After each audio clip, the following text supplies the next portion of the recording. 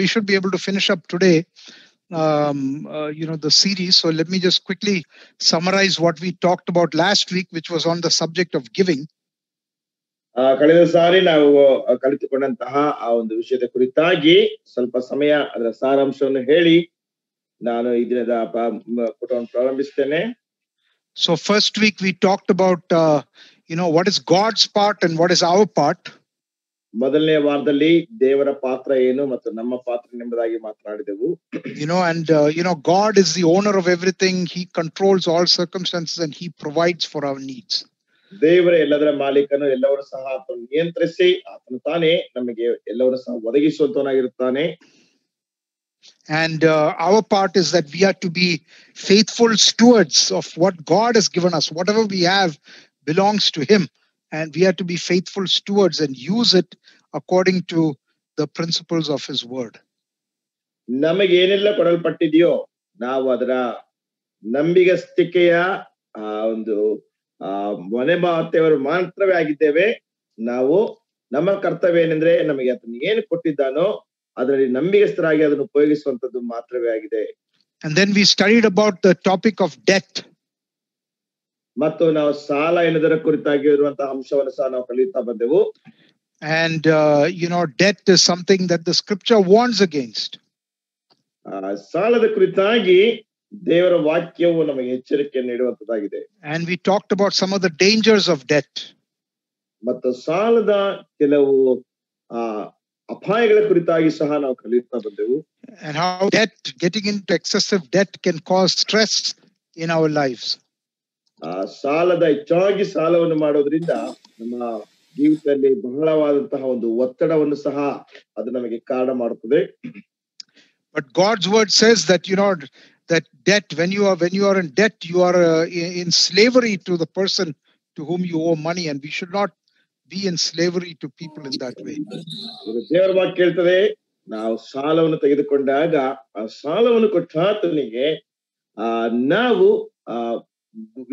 ಗುಲಾಮರಾಗಿರ್ತೇವೆ, ದಾಸರಾಗಿರ್ತೇವೆ. ಆದ್ರಿಂದ ಹೆಚ್ಚಾಗಿ ನಾವು ಸಾಲದ ವಿಷಯಕ್ಕೆ ಹೋಗಬಾರ್ದು ಎಂಬುದಾಗಿ ದೇವರ ವಾಕ್ಯ ನಮ್ಮನ್ನು ಎಚ್ಚರಿಸುವುದಾಗಿದೆ. And we should not go into debt in a way that creates a burden for ourselves and causes us not to be able to give back to the Lord.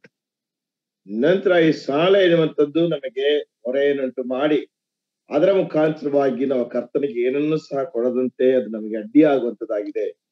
And last week we talked about the important subject of giving.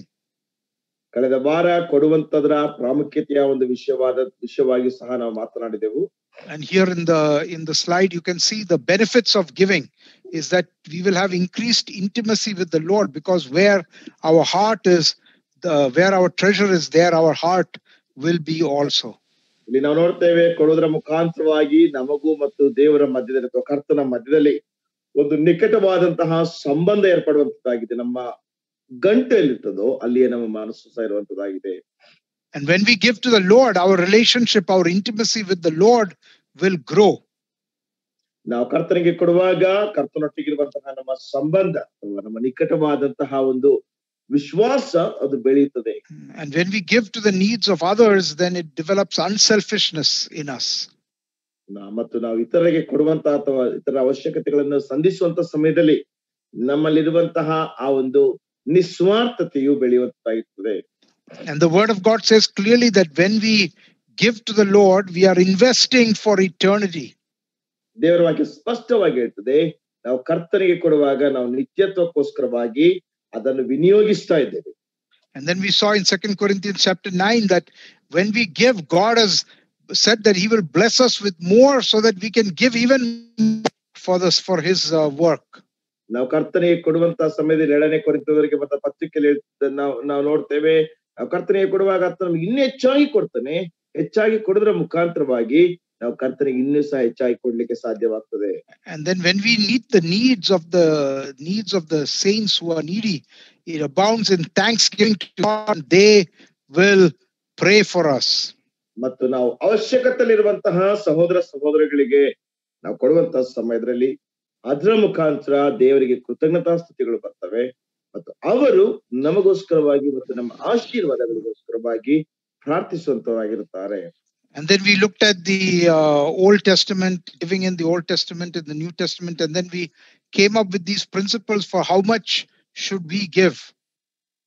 ಹಳೆ ಒಡಂಬಡಿಕೆ ಮತ್ತು ಹೊಸ ಒಡಂಬಡಿಕೆಯಲ್ಲಿರುವಂತಹ ವಿಷಯಗಳನ್ನು ನಾವು ನೋಡುತ್ತಾ ನಾವು ಎಷ್ಟರ ಮಟ್ಟಿಗೆ ಕೊಡಬೇಕು, ನಾವು ಎಷ್ಟು ಕೊಡಬೇಕು ಎನ್ನುವಂತಹ ಆ ನಿಯಮಗಳನ್ನು ಅಥವಾ ತತ್ವಗಳನ್ನು ಸಹ ನಾವು ನೋಡ್ತಾ ಬಂದೆವು. Okay, and we saw that the tithe or the 10% is a good starting point, and that should be the minimum, but we should not stop there. ಈ ಶೇಕಡ 10% ದಶಮಾಂಶ ಎನ್ನುವಂಥದ್ದು ಪ್ರಾರಂಭದ ಹಂತದಲ್ಲಿ ಅದು ಉತ್ತಮವಾದಂತಹ ಒಂದು ಹಂತ, ಕೊಡುವಂತದ್ರ ಹಂತ. ಆದ್ರೆ ನಾವು ಅಲ್ಲಿಯೇ ನಾವು ನಿಲ್ಲಬಾರದು. And our goal should be to increase our giving beyond that 10%, increase it for more. ನಮ್ಮ ಒಂದು ಗುರಿ ಆ ಶೇಕಡ 10ಕ್ಕಿಂತಲೂ ಸಹ ಹೆಚ್ಚಾಗಿ ಕೊಡುವಂತದ್ದಾಗಿರ್ಬೇಕು, ಹೆಚ್ಚೆಚ್ಚಾಗಿ ನಾವು ಕೊಡುವಂತವರಾಗಿರ್ಬೇಕು. And we have to be consistent and disciplined about it. We determine what the percentage is and we give, and then as our income grows, we increase that percentage. ನಾವು ಎಷ್ಟು ಶೇಕಡವಾರು ಕೊಡ್ತೇವೆ ಎಂಬುದಾಗಿ ಮೊದಲೇ ನಮ್ಮ ಮನಸ್ಸಿನಲ್ಲಿ ನಾವು ಅದನ್ನ ದೃಢಪಡಿಸಿಕೊಂಡಿರಬೇಕು. ಆದ್ರೆ ನಮ್ಮ ಆದಾಯ ಹೆಚ್ಚುತ್ತಾ ಇರುವಾಗ ಹೆಚ್ಚೆಚ್ಚಾಗಿ ನಾವು ಕರ್ತನಿಗೆ ಕೊಡುವಂತವರಾಗಿರಬೇಕು. Yeah, and then we saw that man's approach is that it's more blessed to receive than to give, but God's approach is that it is more blessed to give than to receive. ಆ ಮನುಷ್ಯನ ಒಂದು ದೃಷ್ಟಿಕೋನದಲ್ಲಿ ಇರುವಂತಹ ಮಾತು ಏನಂದ್ರೆ, ಕೊಡುವುದಕ್ಕಿಂತ ತೆಗೆದುಕೊಳ್ಳುವುದು ಹೆಚ್ಚು ಆಶೀರ್ವಾದದಾಯಕವಾಗಿರುತ್ತೆ ಎಂಬುದಾಗಿ ನೋಡ್ತೇವೆ. ಆದ್ರೆ ದೇವರ ಒಂದು ದೃಷ್ಟಿಕೋನದಲ್ಲಿ ತೆಗೆದುಕೊಳ್ಳುವುದಕ್ಕಿಂತ ಕೊಡುವಂತದ್ದೇ ಹೆಚ್ಚು ಆಶೀರ್ವಾದ ಎಂಬುದಾಗಿ ನೋಡ್ತೇವೆ. And it doesn't matter how much income you have or how much wealth you have. All of us, and what job you are doing, all of us as believers, the scripture calls us to be givers, to be cheerful givers. ನಾವೆಷ್ಟರ ಮಟ್ಟಿಗೆ ಕೊಡ್ತೇವೆ, ನಾವು ಹೇಗೆ ಕೊಡ್ತೇವೆ ಎಂಬುದಾಗಿ ಅಲ್ಲ, ನಮಗೆ ಎಂತ ಕೆಲಸ ಇದೆ, ನಮ್ಗೆ ಎಂತ ಕೆಲಸ ಇಲ್ಲ ಎಂಬುದಾಗಿಲ್ಲ. ಆದ್ರೆ ಎಲ್ಲಾ ವಿಶ್ವಾಸಿಗಳು ಸಹ ಅವರು ಒಂದು ಸಂತೋಷವುಳ್ಳವರಾಗಿ ಕೊಡುವಂತವರಾಗಿರಬೇಕು. You know, even if you are a full-time worker, you know, whatever gifts the Lord gives you, you should give back to him from a portion of that. ನೀವು ಪೂರ್ಣಾವಧಿ ಸೇವಕರಾಗಿದ್ದಾಗ್ಯೂ ಸಹ ಕರ್ತನು ನಿಮ್ಗೆ ಏನನ್ನು ಕೊಡ್ತಾರೋ ಅದರಲ್ಲಿ ಒಂದು ಭಾಗವನ್ನು ಕೊಡುವಂತವರಾಗಿರಬೇಕು. And if we don't do that, then we are not fulfilling our responsibility to be obedient to the scriptures.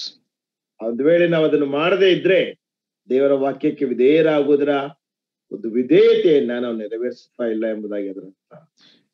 And I can tell you from my own experience that, you know, when you become, when you start giving, okay, and you start following these principles, you will be blessed in your life.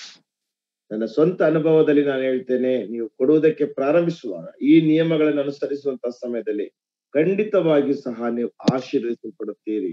And I don't just mean that you will be blessed materially. ನಾನು ಕೇವಲ ನೀವು ಭೌತಿಕವಾಗಿ ಮಾತ್ರ ಆಶೀರ್ವದಿಸಲ್ಪಡುತ್ತೀರಿ ಎಂಬುದಾಗಿ ಅರ್ಥೈಸಿಕೊಳ್ಳುವುದಿಲ್ಲ. But more than that, you will be blessed spiritually. ಅದಕ್ಕಿಂತ ಹೆಚ್ಚಾಗಿ ನೀವು ಆತ್ಮಿಕವಾಗಿ ಆಶೀರ್ವದಿಸಲ್ಪಡುತ್ತೀರಿ. You know, you will be blessed because people will be praying for you. ನೀವು ಆಶೀರ್ವದಿಸಲ್ಪಡುತ್ತೀರಿ ಯಾಕೆಂದ್ರೆ ಜನರು ನಿಮಗೋಸ್ಕರವಾಗಿ ಪ್ರಾರ್ಥನೆ ಮಾಡ್ತಾರೆ. You will be blessed because you see the impact that your giving is having in the kingdom of God. ನೀವು ಕೊಡುವಂತದ್ರ ಒಂದು ವಿಷಯದಲ್ಲಿ ನೀವು ನೋಡ್ತಾ ಇರುವಾಗ ನೀವು ಕೊಡುವಂತದ್ದು ದೇವರ ರಾಜ್ಯದ ಅಭಿವೃದ್ಧಿಗೋಸ್ಕರವಾಗಿ ಅದು ಉಪಯೋಗಿಸಲ್ಪಡ್ತದೆ ಅನ್ನೋದಂತ ನೀವು ನೋಡ್ತೀರಿ. You will be blessed because you will have a love for the people of God and for the needs of the people of God. ನೀವು ದೇವರ ಜನರಿಗೋಸ್ಕರವಾಗಿ ಮತ್ತು ದೇವ ಜನರ ಅವಶ್ಯಕತೆಗಳಿಗೋಸ್ಕರವಾಗಿ ನಿಮಗೆ ಪ್ರೀತಿ ಇರುವಂತದನ್ನ ನೀವು ಕೊಡುವುದರ ಮುಖಾಂತರವಾಗಿ ವ್ಯಕ್ತಪಡಿಸುತ್ತೀರಿ. You know, I started giving from the time I had my very first job many years ago, 30 years ago. 30 ವರ್ಷಗಳ ಹಿಂದೆ ನನಗೆ ಮೊಟ್ಟ ಮೊದಲನೇದಾಗಿ ನನ್ನ ಕೆಲಸಕ್ಕೆ ಸೇರಿದಂತ ಸಮಯದಲ್ಲಿ ನಾನು ಕೊಡ್ಲಿಕ್ಕೆ ಪ್ರಾರಂಭಿಸಿದೆ. You know, I started giving a small amount to the Lord. ನಾನು ಒಂದು ಚಿಕ್ಕ ಮೊತ್ತವನ್ನು ಕರ್ತನಿಗೆ ಕೊಡ್ಲಿಕ್ಕೆ ಪ್ರಾರಂಭಿಸಿದೆ.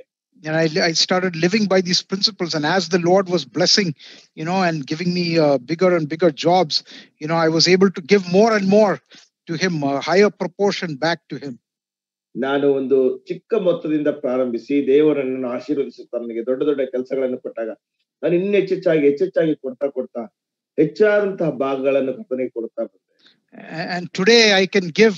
The Lord has blessed so much that I'm able to give and have much greater impact on the furtherance of the gospel. ಈ ದಿನ ನಾನು ಸುವಾರ್ತೆಯ ಪ್ರಸರಣದ ಅಭಿವೃದ್ಧಿಗೋಸ್ಕರವಾಗಿ ಕರ್ತನು ನನ್ನನ್ನು ಆಶೀರ್ವದಿಸಿದ್ರಿಂದ ನಾನು ಹೆಚ್ಚೆಚ್ಚಾಗಿ ಕೊಡ್ಲಿಕ್ಕೆ ನನಗೆ ಸಾಧ್ಯವಾಗ್ತಾ ಇದೆ. Okay, but that may not be everybody's experience. ಒಂದು ವೇಳೆ ಅದು ಎಲ್ಲರ ಅನುಭವ ಆಗಿರ್ಲೇಬೇಕೆಂಬುದಾಗಿಲ್ಲ. But I can tell you, you will be blessed spiritually for sure. ಆದ್ರೆ ನಾನು ಹೇಳ್ತೀನಿ ಪ್ರಿಯರೇ, ಖಂಡಿತವಾಗಿ ಸಹ ನೀವು ಆತ್ಮೀಕವಾಗಿ ಆಶೀರ್ವದಿಸಲ್ಪಡುತ್ತೀರಿ. Your needs will be met. You will draw closer to the Lord Jesus. ನೀವು ನಿಮ್ಮ ಅವಶ್ಯಕತೆಗಳನ್ನು ತೆಗೆದುಹಾಕಿ ನೀವು ಹೆಚ್ಚಾಗಿ ಕರ್ತನ ಕಡೆಗೆ ನೀವು ಬರುತ್ತೀರಿ. So now we are going to talk about another topic, which is the topic of spending. ಈ ದಿನ ಮತ್ತೊಂದು ಅಂಶವನ್ನು ನಾವು ಮಾತನಾಡಲಿಕ್ಕಿದ್ದೇವೆ. How much should we ಎಂಬುದರ ಅರ್ಥ. How much should we spend? How should we make spending decisions? ನಾವು ಹೇಗೆ ಖರ್ಚು ಮಾಡಬೇಕು ಅಥವಾ ಎಷ್ಟನ್ನ ನಾವು ಖರ್ಚು ಮಾಡಬೇಕೆಂಬಂತಹ ತೀರ್ಮಾನಗಳನ್ನು ಹೇಗೆ ಮಾಡಬೇಕೆಂಬುದಾಗಿ. When we think about about money, first we spend a lot of our time working and earning money, and then we spend the rest of the time we are worried about how should we spend that money. So it's earning money, spending money. These are two things when it comes to money that occupy our minds and our time. ನಾವು ಹೆಚ್ಚೆಚ್ಚಾಗಿ ಸಂಪಾದನೆ ಮಾಡುವಂತಹ ಸಮಯದಲ್ಲಿ ನಾವು ಹೆಚ್ಚೆಚ್ಚಾಗಿ ಹಣ ಸಂಪಾದನೆ ಮಾಡುವಾಗ ನಾವು ಹೇಗೆ ಖರ್ಚು ಮಾಡಬೇಕು, ಉಳಿದಂತಹ ಹಣವನ್ನು ನಾವು ಹೇಗೆ ಖರ್ಚು ಮಾಡಬೇಕೆಂಬಂತಹ ಒಂದು ಹೋರಾಟ ನಮ್ಮ ಮನಸ್ಸಿನಲ್ಲಿ ಬರುವಂತದ್ದಾಗಿದೆ. And how we choose to spend our money is very important. ನಾವು ಹೇಗೆ ಖರ್ಚು ಮಾಡ್ತೇವೆ ಎಂಬುದನ್ನು ಆರಿಸಿಕೊಳ್ಳುವಂತದ್ದು ಸಹ ಬಹಳ ಪ್ರಾಮುಖ್ಯವಾದ ವಿಷಯ. Okay, because this will determine how much we have left for the Lord. It will determine our lifestyle. All these things are very important. ಅದು ಕರ್ತನಿಗೋಸ್ಕರವಾಗಿ ಎಷ್ಟು ಉಳಿದಿದೆ, ಕರ್ತನಿಗೋಸ್ಕರವಾಗಿ ನಾನು ಎಷ್ಟು ಕೊಡ್ತೇನೆ ಅನ್ನುವಂಥದ್ದು ಬಹಳ ಪ್ರಾಮುಖ್ಯವಾದಂಥದ್ದು.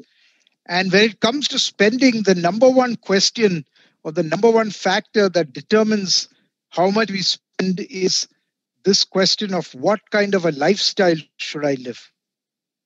ನಾನು ಖರ್ಚು ಮಾಡುವಂತಹ ವಿಷಯಕ್ಕೆ ನಾನು ಬರುವಂತಹ ಸಮಯದಲ್ಲಿ ನಮ್ಮ ಮನಸ್ಸಿಗೆ ಒಂದು ಆಲೋಚನೆ ಬರ್ತದೆ, ನಾನು ಎಂತ ರೀತಿಯಾದಂತಹ ಜೀವನ ಶೈಲಿಯಲ್ಲಿ ನಾನು ಜೀವಿಸಬೇಕು.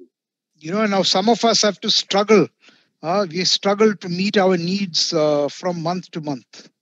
ಒಂದು ವೇಳೆ ನಮ್ಮಲ್ಲಿ ಕೆಲವರು ತಿಂಗಳು ನಮ್ಮ ಅವಶ್ಯಕತೆಗಳನ್ನು ಸಹ ಸ್ಪಂದಿಸಲಿಕ್ಕೆ ನಾವು ಬಹಳ ಕಷ್ಟಪಡ್ತೇವೆ. Others may have so much that they keep spending more and more, and they keep having a bigger and bigger lifestyle. ಬೇರೆಯವರಿಗೆ ಹೆಚ್ಚೆಚ್ಚಾಗಿ ಸಂಪಾದನೆ ಮಾಡಿ ಹೆಚ್ಚೆಚ್ಚಾಗಿ ಹಣವನ್ನು ಕೂಡಿಸಿಕೊಂಡು ಹೆಚ್ಚೆಚ್ಚಾಗಿ ಉತ್ತಮವಾದ ಜೀವನ ಶೈಲಿಯಲ್ಲಿ ಜೀವಿಸುತ್ತಾರೆ. As Christians, we have to look at this from a biblical perspective. ಆದ್ರೆ ಕ್ರೈಸ್ತರಾದಂತಹ ನಾವು ಇದನ್ನ ಸತ್ಯವೇದಕ್ಕನುಸಾರವಾದಂತಹ ದೃಷ್ಟಿಕೋನದಲ್ಲಿ ನೋಡಬೇಕು. How does the world look at this? ಇದನ್ನು ಲೋಕವು ಹೇಗೆ ನೋಡ್ತದೆ? The world has this principle that you work and you earn, and then you get a bigger job and you earn more, and as you earn more you should improve your lifestyle, increase your lifestyle. ಲೋಕ ಹೇಳುವಂತದ್ದೇನೆಂದ್ರೆ, ನೀನು ಕೆಲಸ ಮಾಡು, ಕಷ್ಟಪಡು, ನೀನು ಕಷ್ಟಪಟ್ಟು ಕೆಲಸ ಮಾಡುವಾಗ ಉನ್ನತವಾದಂತ ಕೆಲಸ ಸಿಗ್ತದೆ, ಉನ್ನತವಾದಂತ ಕೆಲಸ ಸಿಕ್ಕಿದಾಗ ಹೆಚ್ಚು ಹಣ ಬರ್ತದೆ, ಆಗ ನೀನು ದೊಡ್ಡದಾದಂತ ಅಥವಾ ಉತ್ತಮವಾದಂತ ಜೀವನ ಶೈಲಿಯಲ್ಲಿ ಜೀವಿಸೆಂಬುದಾಗಿ ಲೋಕ ಹೇಳ್ತದೆ. So I should go from driving a motorcycle, a scooter, to a motorcycle, to a car, to a bigger car. Okay, that is the way of the world. ಒಂದು ಚಿಕ್ಕ ಸ್ಕೂಟರ್ ನಿಂದ ಮೋಟಾರ್ ಸೈಕಲ್ ಹೋಗ್ಬೇಕು, motor cycle ಇಂದ car ಹೋಗ್ಬೇಕು, car ನಿಂದ ಇನ್ನು ಸ್ವಲ್ಪ ದೊಡ್ಡ ಕಾರಿಗೆ ಹೋಗ್ಬೇಕು, ಈ ರೀತಿಯಾದಂತಹ ಜೀವನ ಶೈಲಿಗಳನ್ನು ಜೀವಿಸಬೇಕೆಂಬುದಾಗಿ ಲೋಕ ಹೇಳ್ತದೆ. Okay, I may start living in a small 1-bedroom house, and then I should go to a 2-bedroom and a 3-bedroom and keep on going like that. ನಾನು ಮೊದಲು 1 ಬೆಡ್ರೂಮ್ ನ ಮನೆಯಲ್ಲಿ ಜೀವಿಸಬೇಕು, ನಂತರ 2 ಬೆಡ್ರೂಮ್, 3 ಬೆಡ್ರೂಮ್, ಹೀಗೆ ನಾವು ಮೇಲೆ ಹೋಗ್ಬೇಕೆಂಬುದಾಗಿ ಯೋಚಿಸ್ತೇವೆ. Now, I'm not saying there's anything wrong with living in a bigger house or driving a car or anything like that. That is not the point. ದೊಡ್ಡ ಮನೆಯಲ್ಲಿ ಜೀವಿಸುವಂತದ್ದು ಅಥವಾ ದೊಡ್ಡ ಕಾರನ್ನು ಚಲಾಯಿಸುವಂತದ್ದು ತಪ್ಪು ಎಂಬುದಾಗಿ ನಾನು ಹೇಳ್ತಾ ಇಲ್ಲ. we have to spend according to our needs. ನಮ್ಮ ಅವಶ್ಯಕತೆಗಳಿಗೆ ಅನುಸಾರವಾಗಿ ನಾವು ಖರ್ಚು ಮಾಡಬೇಕು. But the point I'm making here is that the way of the world is that if you are not improving, if every few years you are not living a much more expensive lifestyle and a much more lavish lifestyle, then you are not successful. ನೀವು ಬರ್ತಾ ಇರುವಂತಹ ಸಮಯಗಳಿರ್ತಾವ, ಮುಂದೆ ಬರ್ತಾ ಇರುವಂತಹ ಸಮಯ ವರ್ಷಗಳಲ್ಲಿ ನೀವು ದೊಡ್ಡದಾದಂತಹ ಒಂದು ಜೀವನ ಶೈಲಿ ಜೀವಿಸದೇ ಇದ್ದರೆ, ಆ ಒಂದು ಅಥವಾ ಉನ್ನತವಾದಂತಹ ರೀತಿಯಲ್ಲಿ ಜೀವಿಸದೇ ಇದ್ರೆ ಆ ಜೀವಿತ ವ್ಯರ್ಥ ಎಂಬುದಾಗಿ ಹೇಳ್ತಾರೆ. So let me share with you some principles from scripture on how we should choose our lifestyle. ದೇವರ ವಾಕ್ಯಕ್ಕನುಸಾರವಾಗಿ ನಮ್ಮ ಜೀವನ ಶೈಲಿಗಳನ್ನು ನಾವು ಹೇಗೆ ಆಯ್ದುಕೊಳ್ಳಬೇಕೆಂಬುದಾಗಿ ನಾನು ಕೆಲವು ನಿಯಮಗಳನ್ನು ಹೇಳ್ತೇನೆ. Okay, so the first point is that we should think, as believers, we should think with an eternal perspective, not a temporary perspective. ವಿಶ್ವಾಸಿಗಳಾದಂತ ನಾವುಗಳು ತಾತ್ಕಾಲಿಕವಾದಂತ ದೃಷ್ಟಿಕೋನದಲ್ಲಿ ಆಲೋಚನೆ ಮಾಡಬಾರದು, ನಿತ್ಯತ್ವದ ದೃಷ್ಟಿಕೋನದಲ್ಲಿ ಆಲೋಚನೆ ಮಾಡಬೇಕು. You know, the culture that we live in, the media that we watch, they make us focus on the immediate, meet your needs immediately. ನಾವು ನೋಡುವಂತಹ ಆ ಒಂದು ಮಾಧ್ಯಮ, ನಾವು ಜೀವಿಸುವಂತಹ ಸಂಸ್ಕೃತಿ, ಇವೆಲ್ಲವೂ ಸಹ ನಿಮ್ಮ ಅವಶ್ಯಕತೆಗಳನ್ನ ತಕ್ಷಣವೇ ಪೂರೈಸಲೆಂಬುದಾಗಿ ಹೇಳುತ್ತವೆ. You know, as a Christian, as a believer in Christ, you know, our life on earth is a very brief period compared to eternity. It is only a dot on the timeline of eternity. ಕ್ರೈಸ್ತರಾದಂತ ವಿಶ್ವಾಸಿಗಳಾದಂತ ನಮ್ಮ ಭೌಮಿಕವಾದಂತ ಜೀವಿತ ನಿತ್ಯತ್ವಕ್ಕೆ ಹೋಲಿಸಿದರೆ ಅದು ಕೇವಲ ಒಂದು ಚುಕ್ಕೆ ಮಾತ್ರವೇ ಆಗಿದೆ. And in Matthew chapter 6 and verse 19, it tells us that we should, we should seek the kingdom of God and his righteousness. ಮತ್ತಾಯನ ಸುವಾರ್ತೆ 6ನೇ ಅಧ್ಯಾಯ 19ನೇ ವಚನದಲ್ಲಿ ನಾವು ನೋಡ್ತೇವೆ, ಮೊದಲು ದೇವರ ರಾಜ್ಯಕ್ಕಾಗಿಯೂ ಮತ್ತು ಆತನ ನೀತಿಗಾಗಿಯೂ ತವಕ ಪಡಿರಿ. Sorry, that's a different verse. 6:19 says, "Do not lay up for yourself treasure on earth where moth and rust destroy and where thieves break in and steal, but lay up for yourself treasure in heaven where neither moth nor rust destroys and where thieves do not break in and steal. For where your treasure is, there your heart will be also." So we have to pursue eternal treasure, not earthly treasure. ಕ್ಷಮಿಸಿ, ಆ ವಚನ ಅಲ್ಲ, 19ನೇ ವಚನದಲ್ಲಿ ನಾವು ಈ ರೀತಿಯಾಗಿ ನಾವು ನೋಡುತ್ತೇವೆ, ಭೂಲೋಕದಲ್ಲಿ ಗಂಟು ಮಾಡಿ ಇಟ್ಟುಕೊಳ್ಳಬೇಡಿರಿ, ಇಲ್ಲಿ ಅಂತೂ ಅದು ನುಸಿ ಹಿಡಿದು ಕಿಲಿಬು ಹತ್ತಿ ಕೆಟ್ಟು ಹೋಗುವುದು, ಇಲ್ಲಿ ಕಳ್ಳರು ಕನ್ನ ಕೊರೆದು ಕದಿಯುವರು, ಆದರೆ ಪರಲೋಕದಲ್ಲಿ ಗಂಟು ಮಾಡಿ ಇಟ್ಟುಕೊಳ್ಳಿರಿ, ಅಲ್ಲಿ ಅದು ನುಸಿ ಹಿಡಿದು ಕಿಲುಬು ಹತ್ತಿ ಕೆಟ್ಟು ಹೋಗುವುದಿಲ್ಲ, ಅಲ್ಲಿ ಕಳ್ಳರು ಕನ್ನ ಕೊರೆಯುವುದೂ ಇಲ್ಲ, ಕದಿಯುವುದೂ ಇಲ್ಲ, ನಿನ್ನ ಗಂಟು ಇದ್ದಲ್ಲಿಯೇ ನಿನ್ನ ಮನಸ್ಸು ಇರುತ್ತದಷ್ಟೇ. What does it mean to think with an eternal perspective? It means to spend money to influence people for the Lord Jesus Christ. ನಿತ್ಯತ್ವದ ಆಲೋಚನೆಯಲ್ಲಿ ಹಣವನ್ನು ಖರ್ಚು ಮಾಡುವಂತದಂದ್ರೆ ಏನೆಂಬುದಾಗಿ ನಾವು ನೋಡುವಾಗ, ಕರ್ತನಾದಂತ ಯೇಸು ಕ್ರಿಸ್ತನ ಕುರಿತಾಗಿ ಜನರು ಆಲೋಚಿಸುವಂತೆ ಮಾಡುವಂತದ್ದಾಗಿದೆ.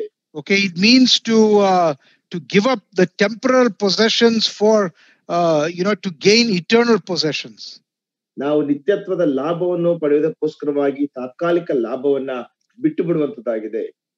And then the next principle is this, that we are to remember that we are pilgrims. ಮತ್ತು ನಾವು ನೆನಪಲ್ಲಿ ಇಟ್ಕೊಳ್ಬೇಕಂತ ವಿಷಯವೇನೆಂದ್ರೆ, ನಾವು ಯಾತ್ರಿಕರಾಗಿದ್ದೇವೆ ಅಥವಾ ಪ್ರಯಾಣಿಕರಾಗಿದ್ದೇವೆ. Okay, Philippians 3:20 says that we are citizens of heaven, not citizens of the earth. ಬರಿಗೆ ಬರೆದ ಪತ್ರಿಕೆ 3ನೇ ಅಧ್ಯಾಯ 20ನೇ ವಚನ ಹೇಳ್ತದೆ, ನಾವು ಪರಲೋಕ ಸಂಸ್ಥಾನದವರಾಗಿದ್ದೇವೆ ಹೊರತು ಭೂಲೋಕದವರಲ್ಲ. Okay, 2 Corinthians 5:20 says we are ambassadors representing Christ on the earth. ಮತ್ತು ಕೊರಿಂಥದವರಿಗೆ ಬರೆದ ಪತ್ರಿಕೆಯಲ್ಲಿ ನಾವು ನೋಡ್ತೇವೆ, ನಾವು ಕ್ರಿಸ್ತನನ್ನು ಭೂಮಿ ಮೇಲೆ ಪ್ರತಿನಿಧಿಸುವಂತಹ ರಾಯಭಾರಿಗಳಾಗಿದ್ದೇವೆ. You know, we are citizens of the kingdom of heaven. We are placed on this earth to be ambassadors, and as ambassadors, we are going to go back to our home country. ನಾವು ಪರಲೋಕ ಸಂಸ್ಥಾನದವರಾಗಿದ್ದೇವೆ, ಆದ್ರೆ ಇಲ್ಲಿ ನಾವಿರುವಂತದ್ದು ಕ್ರಿಸ್ತನನ್ನು ಪ್ರತಿನಿಧಿಸುವಂತ ರಾಯಭಾರಿಗಳಾಗಿದ್ದೇವೆ. ಕ್ರಿಸ್ತನನ್ನು ಪ್ರತಿನಿಧಿಸುವಂತ ಕಾರ್ಯ ಮುಗಿದು ಹೋದ ಮೇಲೆ ನಮ್ಮ ಒಂದು ಸ್ವಪಟ್ಟಣಕ್ಕೆ ನಾವು ಹೋಗುವಂತವರಾಗಿರುತ್ತೇವೆ. Christ has placed us here for a time, okay, not to put down roots, but to realize that we are going to leave and we are going to be with him, very soon. ಕ್ರಿಸ್ತನು ನಮ್ಮನ್ನು ಈ ಲೋಕದಲ್ಲಿ ಇಟ್ಟಂತದ್ದು ಒಂದು ನಿಯಮಿತವಾದಂತಹ ಸಮಯಕ್ಕೋಸ್ಕರವಾಗಿ ಹೊರತು ಇಲ್ಲಿಯೇ ಇರುವುದಕ್ಕೋಸ್ಕರವಾಗಿ ಅಲ್ಲ. ಕ್ರಿಸ್ತನು ನಮ್ಮನ್ನು ಈ ಲೋಕದಲ್ಲಿ ಜೀವಿಸುವುದಕ್ಕೆ ಕೆಲವು ಕಾನೂನು ಕಟ್ಟಳೆಗಳನ್ನು, ನಿಯಮಗಳನ್ನು ಆತನು ರೂಪಿಸಿದ್ದಾನೆ. So what is a pilgrim? ಆ ಒಂದು ಯಾತ್ರಾರ್ಥಿಗಳು ಅಥವಾ ಪ್ರಯಾಣಿಕರ ಒಂದು ಅರ್ಥವೇನು, ಪರದೇಶಿಕರ ಅರ್ಥವೇನು? Pilgrim is someone who doesn't live in one place and he lives very light. He's ready to get up and move at any point in time, like the nomads, like Abraham and Isaac and people like that. ಪ್ರಯಾಣಿಕನೆಂಬುದಾಗಿ ನಾವು ನೋಡುವಾಗ ಒಂದೇ ಸ್ಥಳದಲ್ಲಿ ಇರುವಂತವನಲ್ಲ, ಆತನು ಒಂದು ಸ್ಥಳವನ್ನು ಬಿಟ್ಟು ಬಹಳ ಬೇಗನೆ ಇನ್ನೊಂದು ಸ್ಥಳಕ್ಕೆ ಹೋಗ್ಲಿಕ್ಕೆ ಆತನು ಸಿದ್ಧನಾಗಿರ್ತಾನೆ. ಯಾವ ರೀತಿಯಲ್ಲಿ ಅಬ್ರಹಾಮನು, ಇಸಾಕನು, ಯಾಕೋಬನು ಅವರು ಒಂದು ಸ್ಥಳದಿಂದ ಒಂದು ಸ್ಥಳಕ್ಕೆ ಪ್ರಯಾಣ ಮಾಡ್ತಾ ಇದ್ರು. ಆ ರೀತಿಯಾಗಿ ಒಬ್ಬ ಪ್ರಯಾಣಿಕನಿರುವಂತವನಾಗಿದ್ದಾನೆ. Hebrews 11:13 talks about all of those great men of faith. ಇಬ್ರಿಯರಿಗೆ ಬರೆದ ಪತ್ರಿಕೆ 11ನೇ ಅಧ್ಯಾಯ 13ನೇ ವಚನವು ಆ ಎಲ್ಲಾ ಶ್ರೇಷ್ಠವಾದಂತಹ ಮನುಷ್ಯರ ಕುರಿತಾಗಿ ಅಥವಾ ನಂಬಿಕೆಯ ವೀರರ ಕುರಿತಾಗಿ ಅದು ಮಾತನಾಡುವಂತದ್ದಾಗಿದೆ. Yeah, it says there in Hebrews 11 verse 13 that they confessed that they were strangers and pilgrims on the earth. ಅವರು ಈ ಲೋಕದಲ್ಲಿ ಈ ಭೂಮಿ ಮೇಲೆ ಪ್ರದೇಶದವರು ಪ್ರವಾಸಿಗಳು ಆಗಿದ್ದೇವೆಂದು ಒಪ್ಪಿಕೊಂಡರು. It says they were looking ahead. Okay, they were looking ahead to the promise, the future promise. ಇವರೆಲ್ಲರೂ ವಾಗ್ದಾನದ ಫಲಗಳನ್ನು ಎದುರು ನೋಡುತ್ತಾ ದೂರದಿಂದ ನೋಡಿ ಉಲ್ಲಾಸದೊಡನೆ ನಂಬಿಕೆಯಿಂದ ಇದ್ದರು. Okay, we are talking about a pilgrim mentality. ನಾವು ಮಾತನಾಡುತ್ತಾ ಇರುವಂತದ್ದು ಒಂದು ಪ್ರದೇಶದವರ ಒಂದು ಮನೋಭಾವನೆ. A pilgrim is not a settler, he's a traveler. He can pick up at any time and just move. ಈ ಪಿಲ್ಗ್ರಿಮ್ ಅಥವಾ ಪ್ರಯಾಣಿಕನೆಂಬುದಾಗಿ ನಾವು ನೋಡುವಾಗ ಆತನು ಒಂದೇ ಕಡೆಯಲ್ಲಿ ನೆಲೆಸುವಂತವನಲ್ಲ, ಆತನು ಪ್ರಯಾಣ ಮಾಡುವಂತವನಾಗಿದ್ದಾನೆ. ಆತನು ಯಾವಾಗ ಬೇಕಾದ್ರೂ ಸಹ ಆತನ ಗುಡಾರವನ್ನು ಕಿತ್ತುಕೊಂಡು ಆತನ ಮುಂದಕ್ಕೆ ಸಾಗುವಂತವನಾಗಿರ್ತಾನೆ. And for a pilgrim, any material possession is only valuable as long as it helps him to fulfill his mission on the earth. ಒಬ್ಬ ಯಾತ್ರಾರ್ಥಿ ಅಥವಾ ಒಬ್ಬ ಪರದೇಶದವನಿಗೆ ಈ ಲೋಕದಲ್ಲಿ ಅವನು ಬದುಕಿರುವಷ್ಟು ಕಾಲ ಅವನ ಭೌಮಿಕವಾದಂತಹ ಅವಶ್ಯಕತೆಗಳನ್ನು ಪೂರೈಸುವವರೆಗೆ ಮಾತ್ರವೇ ಅವನಿಗೆ ಅವಶ್ಯಕವಾಗದೇ ಇರುವಂತಹ ವಿಷಯಗಳು ಬೇಕಾಗಿರುತ್ತವೆ. Hebrews 12:1 he says, let us give up every all the entanglements in our life. ಇಬ್ರಿಯರಿಗೆ ಬರೆದ ಪತ್ರಿಕೆ 12ನೇ ಅಧ್ಯಾಯ 1ನೇ ವಚನದಲ್ಲಿ ನಾವು ನೋಡುವ ಪ್ರಕಾರವಾಗಿ ನಮಗೆ ಅಭ್ಯಂತರ ಮಾಡುವ ಎಲ್ಲಾ ಭಾರವನ್ನು ಹತ್ತಿಕೊಳ್ಳುವ ಎಲ್ಲ ಪಾಪವನ್ನು ಸಹ ನಾವು ಸಹ ತೆಗೆದಿಟ್ಟು ಎಂಬುದಾಗಿ ನೋಡ್ತೇವೆ. Lay aside every weight that pulls us back, that pulls us down. ನಮ್ಮನ್ನು ಅಭ್ಯಂತರ ಮಾಡುವಂತ ನಮ್ಮನ್ನು ಹತ್ತಿಕೊಳ್ಳುವಂತ ಎಲ್ಲಾ ಭಾರವನ್ನು ನಾವು ತೆಗೆದಿಡೋಣ ಎಂಬುದಾಗಿ ನಾವು ನೋಡ್ತೇವೆ. So there are two things there. He says, let us lay aside every weight and the sin which so easily ensnares us. ಅಲ್ಲಿ ನಾವು ನೋಡ್ತೇವೆ ನಮಗೆ ಅಭ್ಯಂತರ ಮಾಡುವ ಎಲ್ಲಾ ಭಾರವನ್ನು ಹತ್ತಿಕೊಳ್ಳುವ ಪಾಪವನ್ನು ಸಹ ತೆಗೆದಿಟ್ಟು. Okay, so there is some things that are sin. There are other things that are not sinful maybe, but they are still a weight. Okay, they take us away from the mission. ಒಂದು ಸಂಗತಿ ಪಾಪವಾಗಿದೆ, ಇನ್ನೊಂದು ಸಂಗತಿ ನಮ್ಮ ಸೇವೆಯನ್ನು ತಡೆಯುವಂತಹ ಭಾರವಾಗಿದೆ ಅಥವಾ ಪಾಪಮಯವಾದಂತಹ ಸ್ವಭಾವವಾಗಿದೆ. It says lay aside all those weights. ಅಲ್ಲಿ ನಾವು ನೋಡ್ತೇವೆ ಎಲ್ಲಾ ಭಾರವನ್ನು ನಾವು ಸಹ ತೆಗೆದಿಟ್ಟು. When we start accumulating wealth and property and things on the earth, then it becomes a distraction. ನಾವು ಈ ಲೋಕದಲ್ಲಿ ಎಲ್ಲಾ ರೀತಿಯಾದಂತಹ ಐಶ್ವರ್ಯವನ್ನು, ಸ್ಥಾನವನ್ನು, ಮಾನವನ್ನು ಎಲ್ಲವನ್ನು ಸಹ ನಾವು ಕೂಡಿಸಿಟ್ಟುಕೊಳ್ಳುವಾಗ ಅದು ಕೆಲವು ಸಾರಿ ನಮಗೆ ಅಭ್ಯಂತರ ಮಾಡುವಂತದ್ದಾಗಿರುತ್ತದೆ. When you look at some believers, the amount of the wealth that they accumulate on the earth, you think that they will never leave here. They're going to be here permanently. ನಾವು ವಿಶ್ವಾಸಿಗಳನ್ನು ನಾವು ನೋಡುವಂತಹ ಸಮಯದಲ್ಲಿ ಅವರು ಎಲ್ಲವನ್ನು ಸಹ ಕೂಡಿಸಿಟ್ಟುಕೊಳ್ಳುವಂತಹ ರೀತಿಯನ್ನು ನಾವು ನೋಡುವಾಗ ಅವರು ಇಲ್ಲಿಯೇ ಶಾಶ್ವತವಾಗಿ ನಿಲ್ಲಿಸುತ್ತಾರೆ, ಅವರು ಎಂದಿಗೂ ಸಹ ಇಲ್ಲಿಂದ ಬಿಟ್ಟು ಹೋಗುವುದಿಲ್ಲ ಎಂಬಂತ ರೀತಿಯಲ್ಲಿ ಇರುತ್ತಾರೆ. They have 1, 2, 3 houses and 2 properties and all these kind of wealthy things, on the earth. And you have to ask, why is that? ಅವರಿಗೆ 1 ಮನೆ, 2 ಮನೆ, 3 ಮನೆ, 2 ಜಾಗ, ಅನೇಕ ಸ್ಥಳವನ್ನು ಅವರು ಇಟ್ಟುಕೊಂಡಿರ್ತಾರೆ. ನೀವು ಕೇಳ್ಬೇಕು ಯಾಕಿದೆ ಎಂಬುದಾಗಿ. Why do you need a place? Why do you need a house? ಯಾಕೆ ನಿಮಗೆ ಮನೆ ಬೇಕು? ಯಾಕೆ ನಿಮ್ಗೆ ಒಂದು ಸ್ಥಳ ಬೇಕು? You need a house to live, to get shelter and protection. ನೀವು ವಾಸ ಮಾಡ್ಲಿಕ್ಕೆ ನಿಮಗೆ ಒಂದು ವಾಸಸ್ಥಾನ ಬೇಕು, ನಿಮಗೆ ಒಂದು ಸೂರು ಬೇಕಷ್ಟೇ. And you can only live in one house at a time. ನೀವು ಒಂದು ಸಾರಿ ಒಂದು ಮನೆಯಲ್ಲಿ ಮಾತ್ರ ವಾಸ ಮಾಡ್ಲಿಕ್ಕೆ ಸಾಧ್ಯ. You don't need a house in this place and that place and all of these kind of things. These are unnecessary weights that hold us back. ನಿಮಗೆ ಅಲ್ಲೊಂದು ಮನೆ, ಇಲ್ಲೊಂದು ಮನೆ, ಅನೇಕ ಕಡೆಗಳಲ್ಲಿ ಮನೆಗಳ ಅವಶ್ಯಕತೆ ಇಲ್ಲ. ಅವೆಲ್ಲವೂ ಸಹ ನಿಮಗೆ ಭಾರವನ್ನು ಕೊಡುವಂತಹ ಅನಾವಶ್ಯಕವಾದಂತಹ ವಿಷಯಗಳಾಗಿವೆ. If the Lord has given you money that you can go and buy 2 and 3 houses or lands, then instead of buying it for yourself, you give that to the Lord for the Lord's ministry. ನಿಮಗೆ ಹಣ ಒಂದು ವೇಳೆ ದೇವರು ಹಣ ಕೊಟ್ರೆ 1, 2, 3 ಮನೆಗಳನ್ನ ಕೊಂಡುಕೊಳ್ಳ್ರಿ. ಆದ್ರೆ ಅದನ್ನು ಕೊಂಡುಕೊಳ್ಳುವ ಬದಲು ನೀವು ಕರ್ತನ ಸೇವೆಗೋಸ್ಕರವಾಗಿ ಹಣವನ್ನು ವಿನಿಯೋಗಿಸಿ. You will have peace of mind and you will be blessed because you are giving to the Lord. ನಿಮಗೆ ಸಮಾಧಾನದ ಮನಸ್ಸಿರ್ತದೆ ಮತ್ತು ನೀವು ಕರ್ತನಿಗೆ ಕೊಡುತ್ತಾ ಇರೋದ್ರಿಂದ ನಿಮಗೆ ಆಶೀರ್ವಾದವು ಸಹ ಬರುವಂತದ್ದಾಗಿದೆ. Okay, third principle for choosing a lifestyle is that we should make an effort to live simple lives. ಮೂರನೇದಾಗಿ ನಾವು ನಮ್ಮ ಜೀವನ ಶೈಲಿಯನ್ನು ಆರಿಸಿಕೊಳ್ಳುವುದಕ್ಕೋಸ್ಕರವಾಗಿ ನಾವು ಸರಳವಾದಂತಹ ಜೀವಿತ ಶೈಲಿಯಲ್ಲಿ ನಾವು ಜೀವಿಸಬೇಕು. Okay, First Thessalonians chapter 4 verse 11 and 12. ಒಂದು ಥೆಸಲೋನಿಕದವರಿಗೆ ಬರೆದ ಮೊದಲನೇ ಪತ್ರಿಕೆ 4ನೇ ಅಧ್ಯಾಯ 11 ಮತ್ತು 12ನೇ ವಚನವನ್ನು ನಾವು ಓದ್ತೇವೆ. ಒಂದು ಥೆಸಲೋನಿಕ 4, 11, 12. ಇದಲ್ಲದೆ just read that, brother. ಇದಲ್ಲದೆ ನಾನು ನಿಮಗೆ ಆಜ್ಞೆ ಕೊಟ್ಟ ಪ್ರಕಾರ ನೀವು ಮತ್ತೊಬ್ಬರ ಕಾರ್ಯದಲ್ಲಿ ತಲೆ ಹಾಕದೆ ಸುಮ್ಮಗಿದ್ದು ಸ್ವಂತ ಕಾರ್ಯವನ್ನೇ ನಡೆಸಿಕೊಂಡು ಕೈಯಾರೆ ಕೆಲಸ ಮಾಡುವುದೇ ಮಾನವನೆನಿಸಿ. ಹೀಗಿದ್ದರೆ ನೀವು ಹೊರಗಿನವರ ಎದುರಿನಲ್ಲಿ ಸಜ್ಜನರಾಗಿ ನಡೆದುಕೊಳ್ಳುವಿರಿ ಮತ್ತು ನಿಮಗೆ ಯಾವುದಕ್ಕೂ ಕೊರತೆ ಇರುವುದಿಲ್ಲ. You live a quiet life, okay, and mind your own business, a quiet life and a simple life. ಇಲ್ಲಿ ನಾವು ನೋಡ್ತೇವೆ, ನೀವು ಸರಳವಾದಂತಹ ಮತ್ತು ನೀವು ಹಗುರವಾದಂತಹ ಜೀವಿತವನ್ನು ಜೀವಿಸಬೇಕು. ಯಾರ ವಿಷಯದಲ್ಲಿ ಕೂಡ ತಲೆ ಹಾಕಬಾರ್ದು ಎಂಬುದಾಗಿ ಪೌಲನು ಹೇಳುತ್ತಾನೆ. You work with your hands, you earn enough for your living and live a simple life.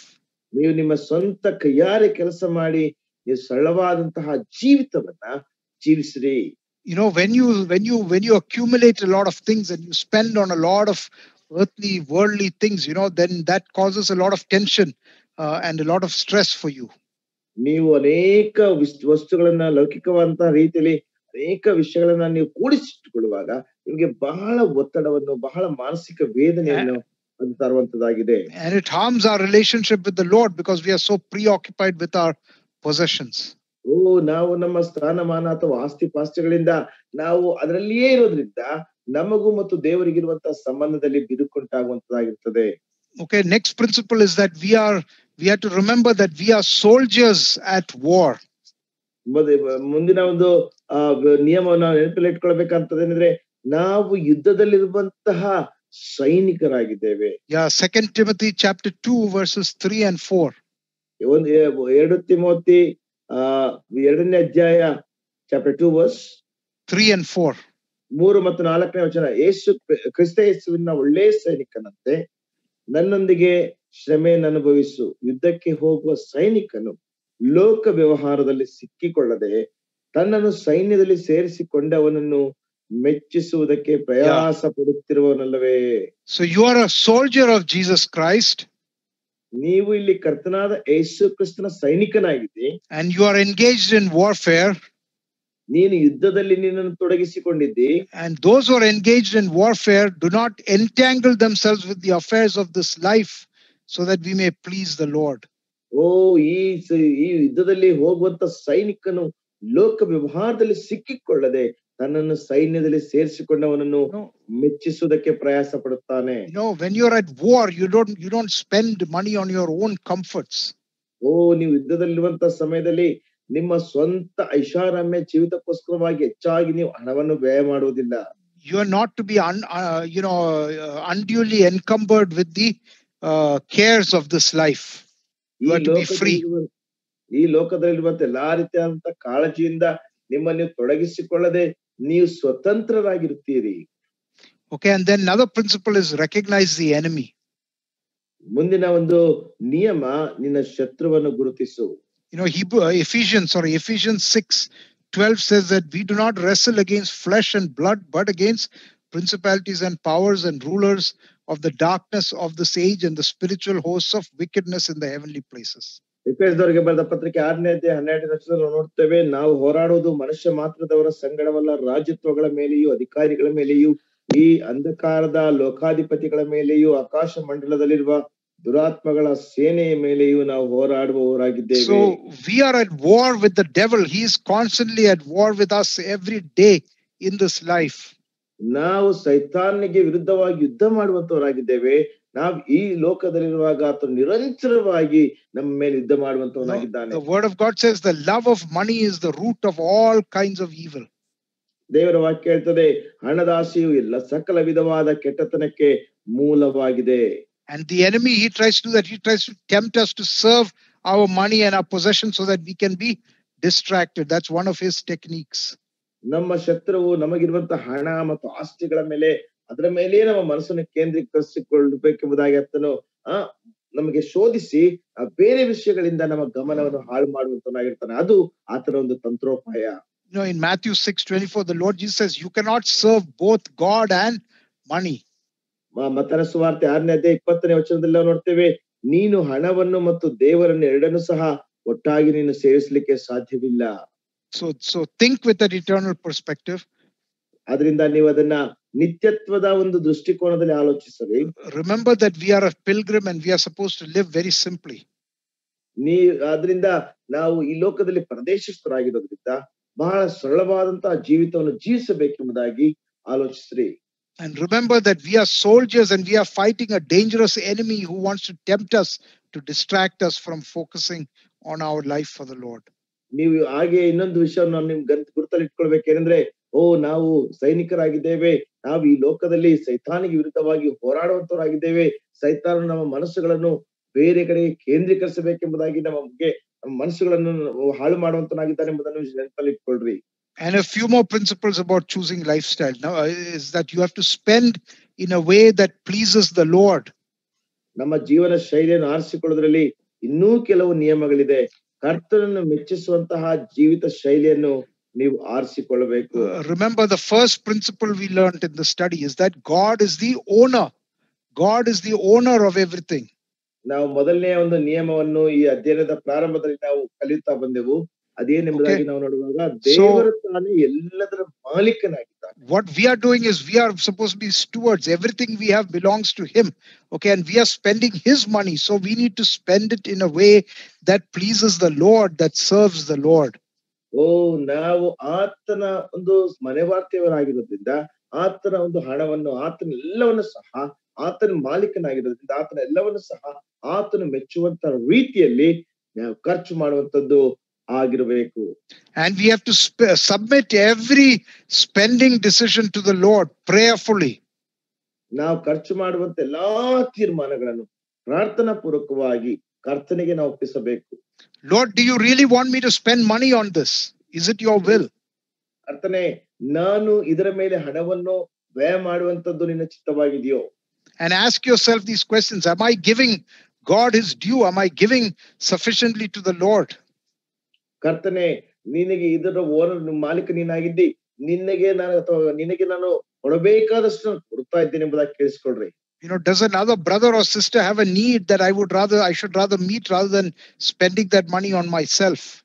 ನನಗೋಸ್ಕರವಾಗಿ ನಾನು ಹಣವನ್ನು ಖರ್ಚು ಮಾಡೋದರ ಬದಲು ಇತರ ಸಹೋದರ ಸಹೋದರಿ ಅವಶ್ಯಕತೆ ಇರುವಂತವರಿಗೋಸ್ಕರವಾಗಿ ನಾನು ಹಣವನ್ನು ಖರ್ಚು ಮಾಡ್ತಾ ಇದ್ದೇನೆ ಎಂಬುದಾಗಿ ಕೇಳಿಸ್ಕೊಳ್ರಿ. Okay, another principle for choosing a lifestyle is that we should not waste what God has given us. ಮತ್ತೊಂದು ನಿಯಮ ಏನಂದ್ರೆ, ನಮಗೆ ದೇವರು ಕೊಟ್ಟಂತದನ್ನ ನಾವು ವ್ಯರ್ಥ ಮಾಡಬಾರದು ಅಥವಾ and then we should not compare ourselves to others. ಮತ್ತೊಂದು ವಿಷಯ, ನಾವು ಇತರರೊಟ್ಟಿಗೆ ಹೋಲಿಸಿಕೊಳ್ಳಬಾರದು. Okay, this is a disease that all human beings have. We want to compare ourselves to others. Oh, that brother, that sister, that person, why they have more, they have this, they have that, I don't. So I feel little discontented. ನಮ್ಗೆ ಎಲ್ಲ ಮನುಷ್ಯರಿಗೆ ಎಲ್ಲರಿಗೂ ಸಹ ಇರುವಂತ ಒಂದು ಕಾಯಿಲೆ ಏನಂದ್ರೆ, ನಾವು ಇತರರೊಟ್ಟಿಗೆ ನಾವು ಹೋಲಿಸ್ಕೊಳ್ತೇವೆ. ಅವನಿಗೆ ಅದಿದೆ, ಇವನಿಗೆ ಇದಿದೆ, ಅವ್ರಿಗೆ ಅದಿದೆ, ಅವ್ರು ಆ ರೀತಿಯಾಗಿದ್ದಾರೆ, ಈ ರೀತಿಯಾಗಿದ್ದಾರೆ ಎಂಬುದಾಗಿ ಅಂದುಕೊಂಡು ನಾವು ಅಸಂತುಷ್ಟರಾಗಿರ್ತೇವೆ. No, remember the second principle we learned, which is God is in control of all circumstances. ನಾವು ಕಲಿತಂತ ಎರಡನೇ ನಿಯಮವನ್ನು ನೀವು ನೆನಪಿನಲ್ಲಿ ಇಟ್ಟುಕೊಳ್ಳ್ರಿ, ದೇವರೇ ನಮ್ಮ ಎಲ್ಲಾ ಪರಿಸ್ಥಿತಿಗಳ ನಿಯಂತ್ರಕನಾಗಿದ್ದಾನೆ. If God has given him more and given me little, then that's fine. That's God's business. We should not, we should not be worried about it. ಹೆಚ್ಚನ್ನು ಕೊಟ್ಟು ನನಗೆ ಕಡಿಮೆ ಕೊಟ್ಟಿದ್ರೆ ಅದು ಆತನ ಒಂದು ತೀರ್ಮಾನ, ಅದು ಆತನಿಗೆ ಬಿಟ್ಟಂತದ್ದು. ನಾನು ಯೋಚನೆ ಮಾಡಬಾರದು. If he has given somebody else 5 talents and he has given you only 2, you be faithful with that 2. Don't worry about the other person with the 5. ಯಾರೋ ಒಬ್ಬನಿಗೆ ದೇವರು 5 ತಲಾಂತನ್ನು ಕೊಟ್ಟು ನಿನಗೆ ಕೇವಲ 2 ತಲಾಂತನ್ನು ಕೊಟ್ಟಿದ್ದೆ, ಅದರಲ್ಲೇ ತೃಪ್ತನಾಗಿರು. 5 ತಲಾಂತಗಳು ಕೊಡಲ್ಪಟ್ಟಂತ ಕುರಿತಾಗಿ ನೀನು ತಲೆ ಕೆಡಿಸಿಕೊಳ್ಬೇಡ. Be content and don't desire more than what God has given you. ನಿನಗೆ ಎಷ್ಟಿದೆಯೋ ಅಷ್ಟಲ್ಲೇ ಸಂತುಷ್ಟನಾಗಿರು. ಆದ್ರೆ ನಿನಗೆ ದೇವರು ಕೊಟ್ಟದ್ದಕ್ಕಿಂತ ಹೆಚ್ಚಾದಂತದನ್ನ ಆಶಿಸಬೇಡ. Okay, and then the last principle here, choosing a lifestyle, is do not be conformed to this world. Okay, Romans 12 verse 2, do not be conformed to this world. ಮತ್ತು ಕೊನೆಯದಾಗಿರುವಂತಹ ಒಂದು ನಿಯಮ, ಈ ಲೋಕದ ಅನುಸಾರವಾಗಿ ನೀನು ನಡೆಯಬೇಡ, ಈ ಲೋಕಕ್ಕೆ ಅನುಸಾರವಾಗಿ ನೀನು ನಡೆಯಬೇಡ. Now when you 12:1, the world has all kinds of standards for people.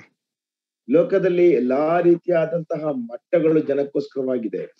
If you are in a certain position, in your workplace, then you are supposed to live in a certain way. ನೀನು ನಿನ್ನ ಕೆಲಸದ ಸ್ಥಳದಲ್ಲಿ ಒಂದು ರೀತಿಯಾದಂತಹ ಸ್ಥಾನದಲ್ಲಿದ್ರೆ ಆ ರೀತಿಯಾದಂತಹ ಸ್ಥಾನಕ್ಕನುಸಾರವಾಗಿ ನೀನು ಲೋಕದಲ್ಲಿ ಜೀವಿಸಬೇಕು. You have to live in this kind of rich locality. ನೀನು ಇಂಥ ರೀತಿಯಾದಂತಹ ಶ್ರೀಮಂತವಾದಂತಹ ಆ ಒಂದು ಲೊಕ್ಯಾಲಿಟಿ ಅಥವಾ ಆ ಒಂದು ಪರಿಸರದಲ್ಲಿ ಜೀವಿಸಬೇಕು. You have to drive this kind of vehicle. ನೀನು ಇಂಥ ರೀತಿಯಾದಂತಹ ವಾಹನವನ್ನು ಚಲಾಯಿಸಬೇಕು. You have to wear this kind of clothes. ನೀನು ಇಂಥ ರೀತಿಯಾದಂತಹ ಬಟ್ಟೆಗಳನ್ನು ಧರಿಸಬೇಕು. Can you hear me, brother? Yes, brother. Yeah, okay. Yeah, I had a little power thing there. Okay. So, the world has all these expectations, right? But we are called to not be conformed to those standards of the world. ಈ ಲೋಕದಲ್ಲಿ ಎಲ್ಲಾ ರೀತಿಯಾದಂತಹ ಅಪೇಕ್ಷೆಗಳಿವೆ, ಆದ್ರೆ ನಾವು ಈ ರೀತಿಯಾದಂತಹ ಮಟ್ಟಗಳಿಗೆ ಅನುಸಾರವಾಗಿ ಇರಬಾರದೆಂಬುದಾಗಿ ದೇವರ ವಾಕ್ಯ ಹೇಳುತ್ತದೆ. And this is very important. ಇದು ಬಹಳ ಪ್ರಾಮುಖ್ಯ. Okay, and as it says here, we are not to be.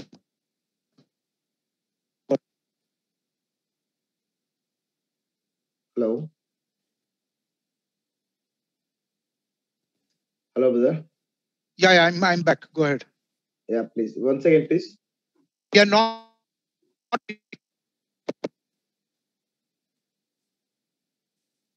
I'm not able to hear you properly.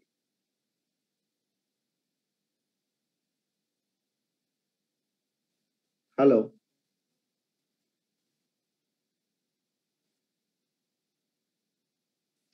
Can you see me now, brother? Can you hear me? Yeah, no. Yeah, please, 1 second, okay, please. Okay, yeah. No, I said we are not to be conformed to this world. The world will set those standards on us, but as believers, we have to resist that, and we have to not be conformed to the world. ಲೋಕಕ್ಕೆ ತಮ್ಮದೇ ಆದಂತಹ ರೀತಿಯಾದಂತಹ ಮಟ್ಟಗಳಿವೆ, ಆದ್ರೆ ನಾವು ಆ ರೀತಿಯಾದಂತಹ ಮಟ್ಟಗಳಲ್ಲಿ ಜೀವಿಸೋದಕ್ಕೆ ಆಶಿಸಬಾರದು. ನಾವು ಆ ಒಂದು ವಿಷಯಗಳನ್ನ ನಾವು ಎದುರಿಸಿ ನಾವು ಜೀವಿಸುವಂತರಾಗಿರಬೇಕು. There is a temptation to say, we are supposed to live this way because that is what the world expects, and so we have to spend money on that.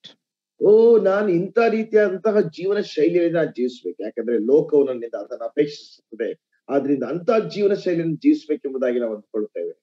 Okay, and that's what the world wants to show. They want to show others that they are successful, and so they do that by spending money on expensive things and expensive activities. But as a believer in Christ, that should not be our focus. ಲೋಕವು ದುಬಾರಿಯುಳ್ಳಂತಹ ಆ ಜೀವಿತ ಶೈಲಿಯನ್ನು ಜೀವಿಸುತ್ತಾ ಅವರು ಅದರಲ್ಲಿ ಸಂತುಷ್ಟರಾಗಿ ಆ ಮಟ್ಟದಲ್ಲಿ ಜೀವಿಸ್ತಾರೆ. ವಿಶ್ವಾಸಿಗಳಂತ ನಾವುಗಳು ಆ ರೀತಿಯಂತ ಅಪೇಕ್ಷೆಗಳಲ್ಲಿ ಇರಬಾರದು. So, so how do you make sure that that you can control your spending according to these principles? ಈ ನಿಯಮಗಳಿಗೆ ಅನುಸಾರವಾಗಿ ನಿನ್ನ ಖರ್ಚನ್ನು ನೀನು ಖರ್ಚು ಮಾಡೋದ್ರಲ್ಲಿ ನೀನು ಹೇಗೆ ತೀರ್ಮಾನ ತೆಗೆದುಕೊಳ್ಳುತ್ತಿ? So we do that by having something called a budget or a spending budget. ನಾವು ಒಂದು ರೀತಿಯಾದಂತ ಆಯವ್ಯಯ ಅಥವಾ ನಾವು ಖರ್ಚು ಮಾಡುವಂತ ಆಯವ್ಯಯವನ್ನು ಇಟ್ಕೊಳ್ಳಬೇಕು. It is a plan for how we are going to spend our money. ನಮ್ಮ ಹಣವನ್ನು ನಾವು ಹೇಗೆ ಖರ್ಚು ಮಾಡ್ಲಿಕ್ಕೆ ಹೋಗ್ತೇವೆ ಎಂಬಂತಹ ಯೋಜನೆ ನಾವು ಇಟ್ಟುಕೊಳ್ಳಬೇಕು. And it's very, very simple thing. ಇದು ಬಹಳ ಸರಳವಾದ ವಿಷಯ. Okay, what we do is we sit down and we say, what is a budget? A budget is a plan for spending money that allows us to do it according to the principles that we just laid out. Budget ಅಥವಾ ಆಯವ್ಯಯ ಎಂಬುದಾಗಿ ನಾವು ನೋಡುವಾಗ ನಮಗೆ ಇರುವಂತ ಆದಾಯದಲ್ಲಿ ನಾವು ಎಷ್ಟನ್ನ ಮತ್ತು ಹೇಗೆ ಖರ್ಚು ಮಾಡುತ್ತೇವೆ ಎನ್ನುವಂತ ವಿಷಯವನ್ನ ನಾವು ಕೂತ್ಕೊಂಡು ಯೋಜಿಸುವಂತದ್ದಾಗಿದೆ. And a budget is key requirement to control how we spend our money. ನಾವು ನಮ್ಮ ಹಣವನ್ನು ಹೇಗೆ ಖರ್ಚು ಮಾಡುತ್ತೇವೆ ಮತ್ತು ನಮಗೆ ಏನು ಅವಶ್ಯಕತೆಗಳಿಗೋಸ್ಕರ ಖರ್ಚು ಮಾಡುತ್ತೇವೆ ಎಂಬಂತದನ್ನ ಕೂತ್ಕೊಂಡು ನಾವು ಲೆಕ್ಕಾಚಾರ ಹಾಕುವಂತದ್ದೇ ಆಯವ್ಯಯ. Why should we have a budget? Because that you have a budget to apply biblical principles to how you spend. ಈ ಬಡ್ಜೆಟ್ ಅಥವಾ ಆಯವ್ಯಯ ಯಾಕೆ ಬೇಕೆಂಬುದಾಗಿ ನಾವು ನೋಡುವಾಗ ದೇವರ ವಾಕ್ಯಕ್ಕನುಸಾರವಾದಂತಹ ನಿಯಮಗಳನ್ನ ನೀವು ಅನುಸರಿಸುವುದಕ್ಕೋಸ್ಕರ it is to control our expenses so that it is less than what we earn.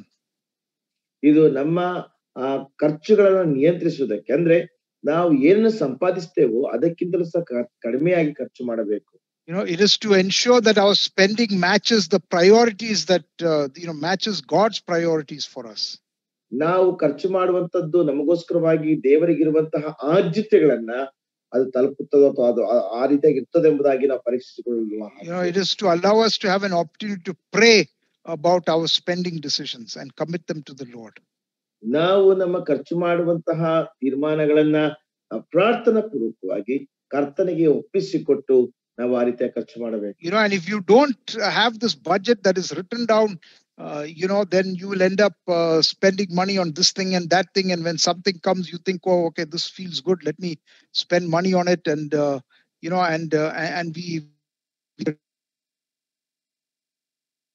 ನೀವು ಆ ರೀತಿಯಾದಂತಹ ಒಂದು ಬಡ್ಜೆಟ್ ಇಲ್ಲದೆ ಇದ್ರೆ ನೀವು ಇದಕ್ಕೋಸ್ಕರವಾಗಿ ಅನೇಕ ವಿಷಯಗಳಿಗೋಸ್ಕರವಾಗಿ ನೀವು ಖರ್ಚು ಮಾಡ್ತೀರಿ. ಅದೇನಾದ್ರೂ ಪ್ರಾಮುಖ್ಯವಾದಂತಹ ವಿಷಯ ಬಂದಾಗ ನೀವು ಆ ಸಮಯದಲ್ಲಿ ಅದಕ್ಕೆ ಹೇಗೆ ಖರ್ಚು ಮಾಡ್ಬೇಕೆಂಬುದಾಗಿ ತಲೆ ಕೆಡಿಸಿಕೊಳ್ಳುತ್ತೀರಿ.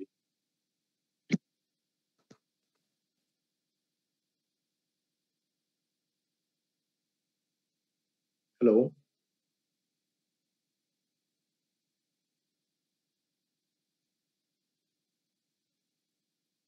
hello. Back, can you hear me? No, brother. Oh, okay. Can you hear me now? Now I can. Yeah. Okay, sorry about that. I just having some power fluctuation here. So we have talked about that. So let's talk about how do we do the budgeting. ನಾವು ಹೇಗೆ ಈ ಒಂದು ಆಯವ್ಯಯಗಳನ್ನು ಮಾಡ್ತೇವೆ ಅನ್ನೋದರ ಕುರಿತಾಗಿ ಮಾತಾಡೋಣ. So it's not a very complicated process. ಇದು ಬಹಳ ಕ್ಲಿಷ್ಟಕರವಾದಂತಹ ಒಂದು ಪ್ರಕ್ರಿಯೆ ಅಲ್ಲ. In fact, I try to encourage many young men who are starting their jobs to do this.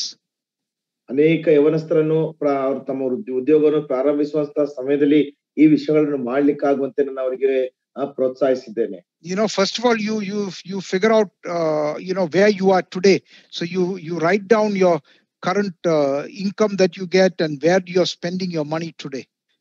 ಈ ದಿನ ನೀನು ಎಲ್ಲಿದ್ದಿ ಅಂದ್ರೆ ನೀನು ಈ ದಿನದ ಆದಾಯವನ್ನು ಎಷ್ಟು ಪಡ್ಕೊಳ್ತಾ ಇದ್ದಿ ಮತ್ತೆ ಎಷ್ಟು ಖರ್ಚು ಮಾಡ್ತಾ ಇದ್ದಿ ಎಂಬುದಾಗಿ ನೀವು ಬರ್ಕೊಳ್ರಿ. Okay, and then you write down what are all the things that you need to spend money on. ನೀವು ಯಾವುದೆಲ್ಲ ವಿಷಯಕ್ಕೋಸ್ಕರವಾಗಿ ಹಣವನ್ನು ಖರ್ಚು ಮಾಡಬೇಕೆಂಬುದಾಗಿ ನೀವು ಬರೆದುಕೊಳ್ಳ್ರಿ. And then if your expenses are more than what you earn, then you have to either increase your income or you have to reduce your expenses. ಒಂದು ವೇಳೆ ನೀವು ಖರ್ಚು ಮಾಡುವಂತಹ ವಸ್ತುಗಳು ಅಥವಾ ನೀವು ಖರ್ಚು ಮಾಡುವಂತಹ ಹಣ ನಿಮ್ಮ ಆದಾಯಕ್ಕಿಂತ ಹೆಚ್ಚಾಗಿದ್ರೆ ನೀವು ನಿಮ್ಮ ಆದಾಯವನ್ನು ಹೆಚ್ಚಿಸಿಕೊಳ್ಳಬೇಕು. So you say, if I am earning 20,000 rupees a month or whatever the amount is, how much that is my income, how much do I have to spend on my rent, how much do I have to spend on food, how much do I have to spend on this or that, whatever children's expenses, and then you see, and manage within that income that God has given you. How much do I give to the Lord? All of these things you put into that budget. Very simple, plan. ಒಂದು ವೇಳೆ ನೀನು 20,000 ರೂಪಾಯಿ ಆದಾಯ ಬರ್ತಾ ಇದ್ದಪ್ಪ, ಎಷ್ಟು ಆದಾಯ ಬರ್ತಾ ಇದ್ರು ಕೂಡ ಆ ಬಂದಂತ ಆದಾಯದಲ್ಲಿ ಬಂದಂತ ಸಂಬಳದಲ್ಲಿ ನೀನ್ ಎಷ್ಟನ್ನ ಮನೆ ಬಾಡಿಗೆ ಕೊಡ್ಬೇಕು, ಎಷ್ಟನ್ನ ಮಕ್ಕಳಿಗೆ ಕೊಡ್ಬೇಕು, ಎಷ್ಟನ್ನ ಆಹಾರಕ್ಕೆ ಕೊಡ್ಬೇಕು, ಮತ್ತೆ ಯಾವ್ಯಾವ ಕಾರ್ಯಗಳಿಗೋಸ್ಕರ ಎಷ್ಟೆಷ್ಟನ್ನ ಖರ್ಚು ಮಾಡ್ಬೇಕು, ಮತ್ತು ಕರ್ತನಿಗೆ ಎಷ್ಟು ಕೊಡ್ಬೇಕು, ಎಲ್ಲಾ ರೀತಿಯಾದಂತಹ ಒಂದು ವ್ಯವಸ್ಥಿತವಾದಂತಹ ಒಂದು ಪಟ್ಟಿ ನಿಮ್ಗೆ ಇರಬೇಕು. And you manage your expenses to fit within that budget. ಆ ಒಂದು ಆಯವ್ಯಯದೊಳಗೆ ಬರ್ಲಿಕ್ಕಾಗುವಂತ ರೀತಿಯಲ್ಲಿ ನಿಮ್ಮ ಒಂದು ಹಣವನ್ನ ನೀವು ವ್ಯವಸ್ಥೆ ಮಾಡಬೇಕು. Okay, and then when you start getting more income, don't increase your lifestyle. ನಿಮಗೆ ಹೆಚ್ಚಾದಂತ ಆದಾಯ ಬರುವಾಗ ನಿಮ್ಮ ಜೀವನ ಶೈಲಿಯನ್ನು ಅಭಿವೃದ್ಧಿಪಡಿಸಿಕೊಳ್ಬೇಕ್ರಿ. Only if there is a need. ಕೇವಲ ಅವಶ್ಯಕತೆ ಇದ್ರೆ ಮಾತ್ರ. If you are just a newly married couple, husband wife, you only need one bedroom house. ಒಂದು ವೇಳೆ ನೀವು ಹೊಸದಾಗಿ ಮದುವೆ ಆದಂತ ಕೇವಲ ಗಂಡ ಹೆಂಡತಿ ಮಾತ್ರ ಇದ್ರೆ ನಿಮಗೆ ಒಂದು ಬೆಡ್ರೂಮ್ ನ ಮನೆ ಸಾಕು. And of course, when the Lord gives you a child, you can manage within that as well. ಒಂದು ವೇಳೆ ಮುಂದಿನ ದಿನಗಳಲ್ಲಿ ಕರ್ತನು ನಿಮಗೆ ಒಂದು ಮಗು ಕೊಟ್ರೆ ಅದರಲ್ಲಿಯೇ ನೀವು ಅದನ್ನ ವ್ಯವಸ್ಥೆ ಮಾಡ್ಕೊಳ್ಳಿ. Maybe you have 2 children, then you can start thinking, maybe I need a slightly bigger place to live. ಒಂದು ವೇಳೆ ಇಬ್ಬರು ಮಕ್ಕಳಾದಂತ ಸಮಯದಲ್ಲಿ ನೀವು ಆಗ ಆಲೋಚನೆ ಮಾಡಬಹುದು, ನನಗೆ ಸ್ವಲ್ಪ ದೊಡ್ಡ ಮನೆ ಇದ್ರೆ ಚೆನ್ನಾಗಿರುತ್ತೆ. But then you go to your budget and see, can I afford to pay some extra rent? ಆ ಸಮಯದಲ್ಲಿ ನೀವು ಆಯವ್ಯಯಕ್ಕೆ ಹೋಗಿ ನೋಡ್ರಿ, ಆ ಎಕ್ಸ್ಟ್ರಾ ಬಾಡಿಗೆಯನ್ನ ನಾನು ಪಾವತಿಸಲಿಕ್ಕೆ ನನಗೆ ಸಾಧ್ಯವಾಗ್ತದೋ. And if I cannot afford it, then I manage within my 1-bedroom house. ಒಂದು ವೇಳೆ ನನಗೆ ಸಾಧ್ಯವಾಗದೇ ಇದ್ರೆ ನನಗೆ 1 ಬೆಡ್ರೂಮ್ ಮನೆಯಲ್ಲಿ ನಾನು ಅದನ್ನ ವ್ಯವಸ್ಥೆ ಮಾಡ್ಕೊಳ್ಬೇಕು. But if God has given you some more, then you can consider, moving to slightly bigger place, but you do it prayerfully, asking the Lord, do you really want me to do this? ಒಂದು ವೇಳೆ ನಿನಗೆ ಸ್ವಲ್ಪ ಕರ್ತನ ಹೆಚ್ಚಾದಂತ ಹಣವನ್ನು ಸಂಪಾದನೆಯನ್ನು ಕೊಟ್ರೆ ನೀವು ಅದನ್ನು ಆ ರೀತಿಯಾಗಿ ಸ್ವಲ್ಪ ದೊಡ್ಡ ಸ್ಥಳಕ್ಕೆ ಹೋಗ್ಬೋದು. ಆದ್ರೆ ನೀವು ಅದಕ್ಕೆ ಹೋಗೋದಕ್ಕಿಂತ ಮುಂಚಿತವಾಗಿ ಪ್ರಾರ್ಥನಾ ಪೂರ್ವಕವಾಗಿ ಕರ್ತನನ್ನು ಕೇಳ್ರಿ, ಕರ್ತನೆ ನಾನು ಇದನ್ನು ಮಾಡ್ಲಿಕ್ಕೆ ಅನುಮತಿ ಇದೆಯೋ ಎಂಬುದಾಗಿ. Maintain your lifestyle according to your income. Okay, ನಿಮ್ಮ ಆದಾಯಕ್ಕೆ ತಕ್ಕ ಹಾಗೆ ನಿಮ್ಮ ಜೀವನ ಶೈಲಿಯನ್ನ ನೀವು ರೂಪಿಸಿಕೊಳ್ಳ್ರಿ. Okay, and be content with what you have. ನಿನ್ನ ಇರುವಂತದಲ್ಲಿ ತೃಪ್ತರಾಗಿರ್ರಿ. According to your need. ನಿಮ್ಮ ಅವಶ್ಯಕತೆಗಳಿಗೆ ಅನುಸಾರವಾಗಿ. I remember once, I used to live in United States some years ago. ಕೆಲವು ವರ್ಷಗಳ ಹಿಂದೆ ನಾನು ಸಂಯುಕ್ತ ಸಂಸ್ಥಾನಗಳ ಯುನೈಟೆಡ್ ಸ್ಟೇಟ್ಸ್ ಅಲ್ಲಿ ವಾಸ ಮಾಡ್ತಾ ಇದ್ದೆ. And I visited one of my friends, a fellow believer. ನಾನು ನನ್ನ ಒಬ್ಬ ಸ್ನೇಹಿತ ಅಥವಾ ಸಹ ವಿಶ್ವಾಸಿಯನ್ನು ನಾನು ಸಂದರ್ಶಿಸಿದೆ. And it was a husband and wife and 1 child. They had 1 girl child. ಅವರಿಗೆ ಗಂಡ ಹೆಂಡತಿ ಮತ್ತು ಒಂದು ಹೆಣ್ಣು ಮಗು ಇದೆ. But they were living in a big house, 5 bedrooms. ಅವರು ದೊಡ್ಡ ಮನೆ 5 ಬೆಡ್ರೂಮ್ ನ ಮನೆಯಲ್ಲಿ ವಾಸ ಮಾಡ್ತಾ ಇದ್ದಾರೆ. That is way beyond what you need. ಅದು ನಿನಗೆ ಅವಶ್ಯಕತೆಗಿಂತಲೂ ಸಹ ಬಹಳ ಹೆಚ್ಚು. So we need to look at, what is our need. ನೀವು ನೋಡ್ಬೇಕು ನನ್ನ ಅವಶ್ಯಕತೆ ಏನೆಂಬುದಾಗಿ. And if you have a problem meeting your budget, then you look at decreasing your expenses. ನಿನ್ನ ಒಂದು ಆಯವ್ಯಯವನ್ನು ನೀನು ತಲುಪುವುದಕ್ಕೆ ನಿನಗೆ ಸಮಸ್ಯೆ ಆದ್ರೆ ನಿನ್ನ ಖರ್ಚನ್ನು ನೀನು ಕಡಿಮೆ ಮಾಡಿ. God may put us in a circumstance where you need to eat less expensive food. ಒಂದು ವೇಳೆ ಕರ್ತನು ನಮ್ಮನ್ನ ಕಡಿಮೆ ಖರ್ಚಿನ ಆಹಾರವನ್ನು ತಿನ್ನುವಂತೆ ನಮ್ಮನ್ನು ಅನುಮತಿಸಬಹುದು. Differentiate between what is the need and what is a want and what is a desire. ನನಗೆ ಏನು ಅವಶ್ಯಕತೆ ಇದೆ, ನನಗೆ ಏನು ಬೇಕು ಮತ್ತು ನನ್ನ ಆಸೆ ಏನೆಂಬುದಾಗಿರುವಂತಹ ವ್ಯತ್ಯಾಸಗಳನ್ನ ನೋಡ್ಕೊಳ್ರಿ. I'm not saying there's anything wrong if once in a while we go and spend on certain things, but you see and prayerfully you make that decision. ಯಾವಾಗ್ಲಾದ್ರೂ ಹೋಗಿ ಯಾವುದೋ ಒಂದು ವಿಷಯಕ್ಕೋಸ್ಕರವಾಗಿ ಸ್ವಲ್ಪ ಖರ್ಚು ಮಾಡುವಂತದ್ದು ತಪ್ಪು ಎಂಬುದಾಗಿ ನಾನು ಹೇಳೋದಿಲ್ಲ, ಆದ್ರೆ ನೀವು ಅದನ್ನ ಪ್ರಾರ್ಥನಾ ಪೂರ್ವಕವಾಗಿ ಪರಿಗಣಿಸಿರಿ. So this is the guide. This is about spending. ಇದು ಖರ್ಚು ಮಾಡೋದರ ಕುರಿತಾಗಿ. The world's approach, man's approach is that you acquire as many expensive possessions as you can. ಮನುಷ್ಯನ ದೃಷ್ಟಿಕೋನ, ಲೋಕದ ದೃಷ್ಟಿಕೋನ ಏನಂತಂದ್ರೆ ನಿನಗೆ ಎಷ್ಟು ಸಾಧ್ಯವಾಗ್ತದೋ ಅಷ್ಟರ ಮಟ್ಟಿಗೆ ನೀನು ಸಂಪಾದಿಸು. Because it is through our possessions that give evidence to people that you are successful and you are important. ನಿಮ್ಮ ಆಸ್ತಿಯ ಮುಖಾಂತರವಾಗಿ ಜನರಿಗೆ ನೀವು ಸಾಫಲ್ಯದಾಯಕರಾಗಿದ್ದೀರಿ, ನೀವು ಪ್ರಾಮುಖ್ಯರು ಅಥವಾ ನೀವು ಪ್ರಮುಖರಾದವರು ಎಂಬುದಾಗಿರುವಂತಹ ಗುರುತಿಸುವಿಕೆಯನ್ನು ಕೊಡ್ತೀರಿ. But what does the Lord say? Lord says that if you accumulate excessive possessions, it will distract you from fulfilling God's purpose for your life. ದೇವರ ವಾಕ್ಯ ಏನ್ ಹೇಳ್ತದೆ ಅಂದ್ರೆ, ಹೆಚ್ಚಾದಂತಹ ಆಸ್ತಿ ಪಾಸ್ತಿಗಳನ್ನು ಸಂಪಾದನೆ ಮಾಡಿಕೊಳ್ಳುವಾಗ ದೇವರ ಆ ಒಂದು ವಿಷಯದಲ್ಲಿ ನೀನು ವ್ಯವಹರಿಸುವಂತ ರೀತಿಯನ್ನ ಅದು ನಾಶ ಮಾಡ್ತದೆ ಎಂಬುದಾಗಿ. We have to live simple lives as pilgrims. ನಾವು ಒಂದು ಪ್ರವಾಸಿಗಳ ಹಾಗೆ ಸರಳವಾದ ಜೀವಿತವನ್ನು ನಾವು ಜೀವಿಸಬೇಕು. Okay, and I want to cover one more topic, and that is about saving. ನಾನು ಮತ್ತೊಂದು ಅಂಶಕ್ಕೆ ನಾನು ಬರ್ತೇನೆ, ಉಳಿತಾಯ. Okay, so what does the scripture say about saving? Is it okay to save? ಸತ್ಯವೇದ ಏನ್ ಹೇಳ್ತದೆ, ದೇವರ ವಾಕ್ಯ ಏನ್ ಹೇಳ್ತದೆ ಉಳಿಸೋದ್ರ ಬಗ್ಗೆ? ಉಳಿತಾಯ ಮಾಡುವಂತದ್ದು ಪರವಾಗಿಲ್ವಾ ಅಥವಾ ಒಳ್ಳೇದಾ? Okay, well, first of all, saving is commended in scripture. ಮೊಟ್ಟ ಮೊದಲನೇದಾಗಿ ಉಳಿತಾಯ ಮಾಡುವಂತದ್ದನ್ನ ದೇವರ ವಾಕ್ಯದಲ್ಲಿ you can write down these verses. Proverbs 21:20. ನೀವು ಈ ವಾಕ್ಯಗಳನ್ನ ಬರ್ಕೋಬಹುದು. ಜ್ಞಾನೋಕ್ತಿಗಳು 21:20. Yeah, so it says there is desirable treasure and oil in the dwelling of the wise, but a foolish man squanders it. So it says, do not squander your wealth when you anticipate some future need, okay, and don't consume it today, but you save it up for that future need. ಜ್ಞಾನಿಯ ನಿವಾಸದಲ್ಲಿ ಎಣ್ಣೆಯು ಶ್ರೇಷ್ಠ ಸಂಪತ್ತಿರುವ ಜ್ಞಾನಹೀನನು ಇದ್ದದ್ದನ್ನೆಲ್ಲ ನುಂಗಿಬಿಡು. ಅಂದ್ರೆ ನೀವು ಇದ್ದದನ್ನೆಲ್ಲ ನುಂಗಿಬಿಡದೆ ಮುಂದಿನ ಭವಿಷ್ಯತ್ತಿನ ಅವಶ್ಯಕತೆಗಳಿಗೋಸ್ಕರವಾಗಿ ನೀವು ಕೂಡಿಟ್ಟುಕೊಳ್ಳುವಂತದ್ದು ಒಂದು ಬುದ್ಧಿವಂತಿಕೆ. Okay, Proverbs 6:6-8. ಜ್ಞಾನೋಕ್ತಿಗಳು 6ನೇ ಅಧ್ಯಾಯ 6-8. Okay, go to the ant, you sluggard, consider her ways and be wise. She gathers, provides for her supplies in the summer and gathers her food in the harvest. ಜ್ಞಾನೋಕ್ತಿ 6:6-8 ನಾವು ನೋಡ್ತೇವೆ. ಸೋಮಾರಿಯ ಇರುವೆಯ ಹತ್ತಿರ ಹೋಗಿ ಅದರ ನಡವಳಿಕೆ ನೋಡಿ ಜ್ಞಾನವನ್ನು ತಂದುಕೋ. ಅದಕ್ಕೆ ನಾಯಕ ಅಧಿಕಾರಿ ಪ್ರಭುಗಳಿಲ್ಲದಿದ್ದರೂ ಸುಗ್ಗಿಯಲ್ಲಿ ತನ್ನ ತೀನಿಯನ್ನು ಕೂಡಿಸಿರುವುದು, ಕೊಯ್ಲಿನ ಕಾಲದಲ್ಲಿ ತನಗೆ ಬೇಕಾದಷ್ಟು ಆಹಾರವನ್ನು ಸಂಗ್ರಹಿಸಿಟ್ಟುಕೊಳ್ಳುವುದು.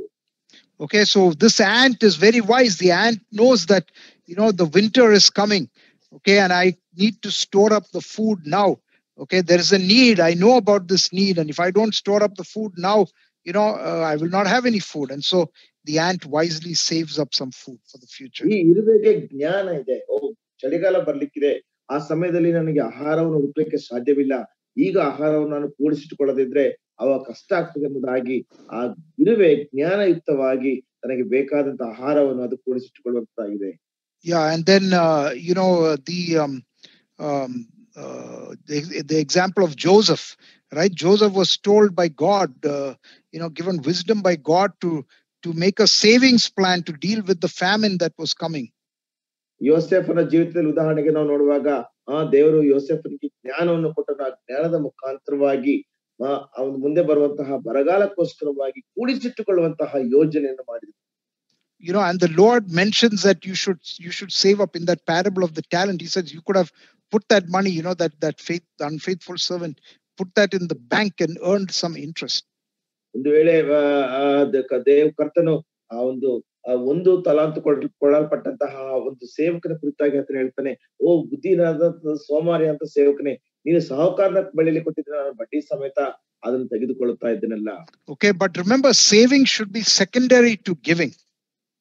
ಈ ಉಳಿತಾಯ ಎನ್ನುವಂಥದ್ದು ಕೊಡುವುದರ ಎರಡನೇ ಸ್ಥಾನಕ್ಕೆ ಬರುತ್ತದೆ. Okay, so the money that God gives us, we first, our first priority is give back to him. ನಮಗೆ ದೇವರು ಕೊಟ್ಟಂತ ಹಣವನ್ನ ಮೊದಲನೇ ಪ್ರಾಧಾನ್ಯತೆಯಾಗಿ ಆತನಿಗೆ ಹಿಂದಕ್ಕೆ ನಾವು ಕೊಡಬೇಕು.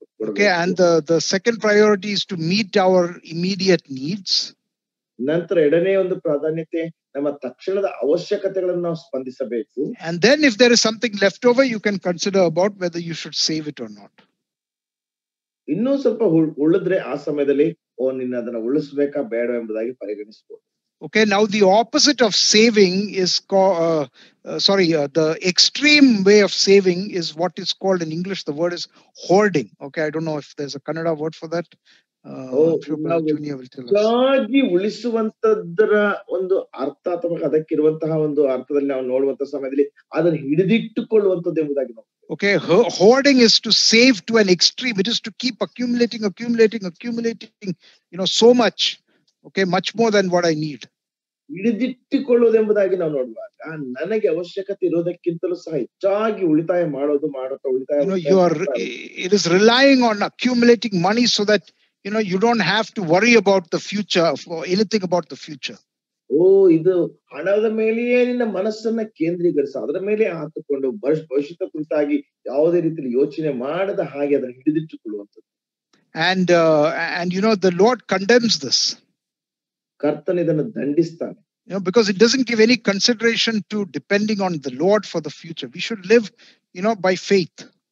ಯಾಕೆಂದ್ರೆ ಇದು ಭವಿಷ್ಯತ್ತಿನಲ್ಲಿ ಕರ್ತನಿಗೋಸ್ಕರವಾಗಿ ಜೀವಿಸುವುದರ ಕುರಿತ ಯಾವುದನ್ನು ಸಹ ಹೇಳೋದಿಲ್ಲ. ಯಾಕಂದ್ರೆ ದೇವರ ವಾಕ್ಯದಲ್ಲಿ ನಾವು ನೋಡ್ತೇವೆ ನಾವು ನಂಬಿಕೆಯಿಂದ ಜೀವಿಸಬೇಕು. And in Luke 12 we see the example of the rich fool. ಲೂಕನ ಸುವಾರ್ತೆ 12ನೇ ಅಧ್ಯಾಯದಲ್ಲಿ ಐಶ್ವರ್ಯವಂತನಾದ ಮೂರ್ಖನ ಕುರಿತಾಗಿ ನಾವು ನೋಡ್ತೇವೆ.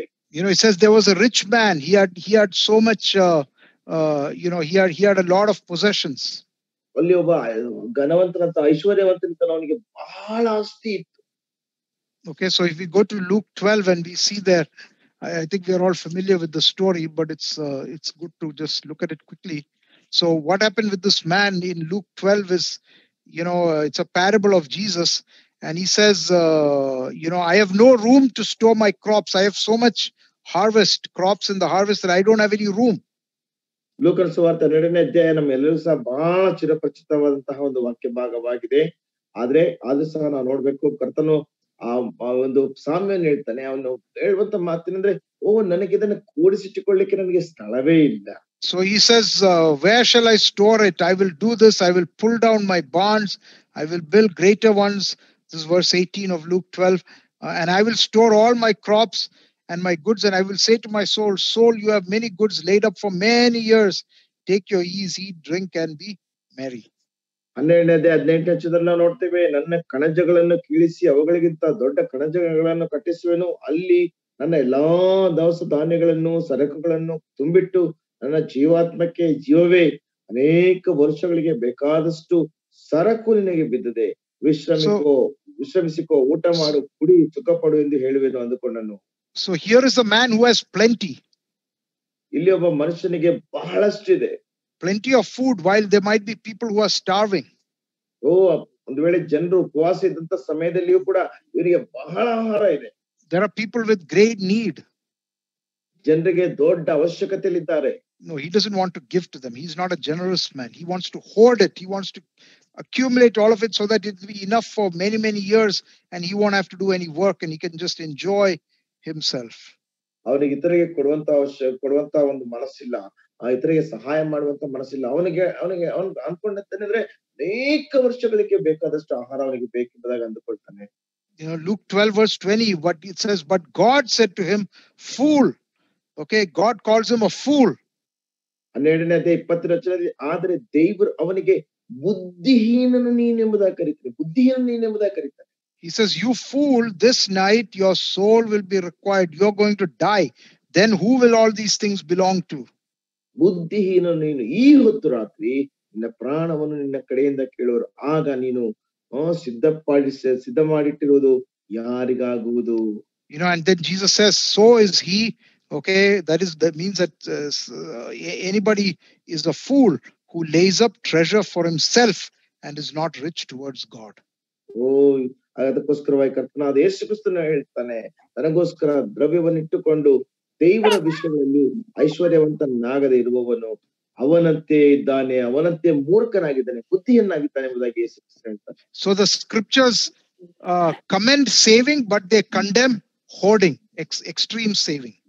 ದೇವರ ವಾಕ್ಯ ನಾವು ಉಳಿತಾಯ ಮಾಡುವಂತದನ್ನ ಶ್ಲಾಘಿಸುತ್ತದೆ, ಆದ್ರೆ ಅತಿ ಹೆಚ್ಚಾಗಿ ಉಳಿತಾಯ ಮಾಡುವಂತದ್ದು ಹಿಡಿದಿಟ್ಟುಕೊಳ್ಳುವಂತದನ್ನ ಖಂಡಿಸುತ್ತದೆ. Okay, so let's look at that and let's come up with some principles for saving. ನಾವು ಅದನ್ನ ನೋಡುತ್ತಾ ಉಳಿತಾಯ ಮಾಡೋದ್ರಲ್ಲಿ ಕೆಲವು ಆಲೋಚನೆಗಳನ್ನು ಅಥವಾ ಕೆಲವು ತತ್ವಗಳನ್ನು ನಾವು ನೋಡಿಕೊಳ್ಳೋಣ. Okay, number one principle is you have to balance between wise saving and hoarding. ಮೊದಲನೇದಾಗಿ ನೀವು ಜ್ಞಾನಯುಕ್ತವಾದಂತ ಉಳಿತಾಯಕ್ಕೂ ಮತ್ತು ಅದು ಹಿಡಿದಿಟ್ಟುಕೊಳ್ಳುವುದಕ್ಕೂ ಸಮತೋಲನವನ್ನು ನೋಡ್ಬೇಕು. I think somebody needs to go on mute. Okay. Second principle, save only after taking care of responsibility for giving and meeting our needs. I mentioned that earlier. ನಾನು ಈಗಾಗಲೇ ಹೇಳಿದ ಹಾಗೆ ಎರಡನೇ ವಿಷಯ, ಇತರಿಗೆ ಕೊಡುವಂತದ್ದನ್ನು ಮತ್ತು ನಮಗೆ ಖರ್ಚು ಮಾಡಿ ನಮಗೆ ನಮ್ಮ ಅವಶ್ಯಕತೆಗಳನ್ನು ಪೂರೈಸುವಂತದ್ದು ನಂತರ ಉಳಿತಾಯವನ್ನು ನೋಡಿಕೊಳ್ಳಬೇಕು. Okay. Third, do not use savings to replace trust in God and depending on his provision.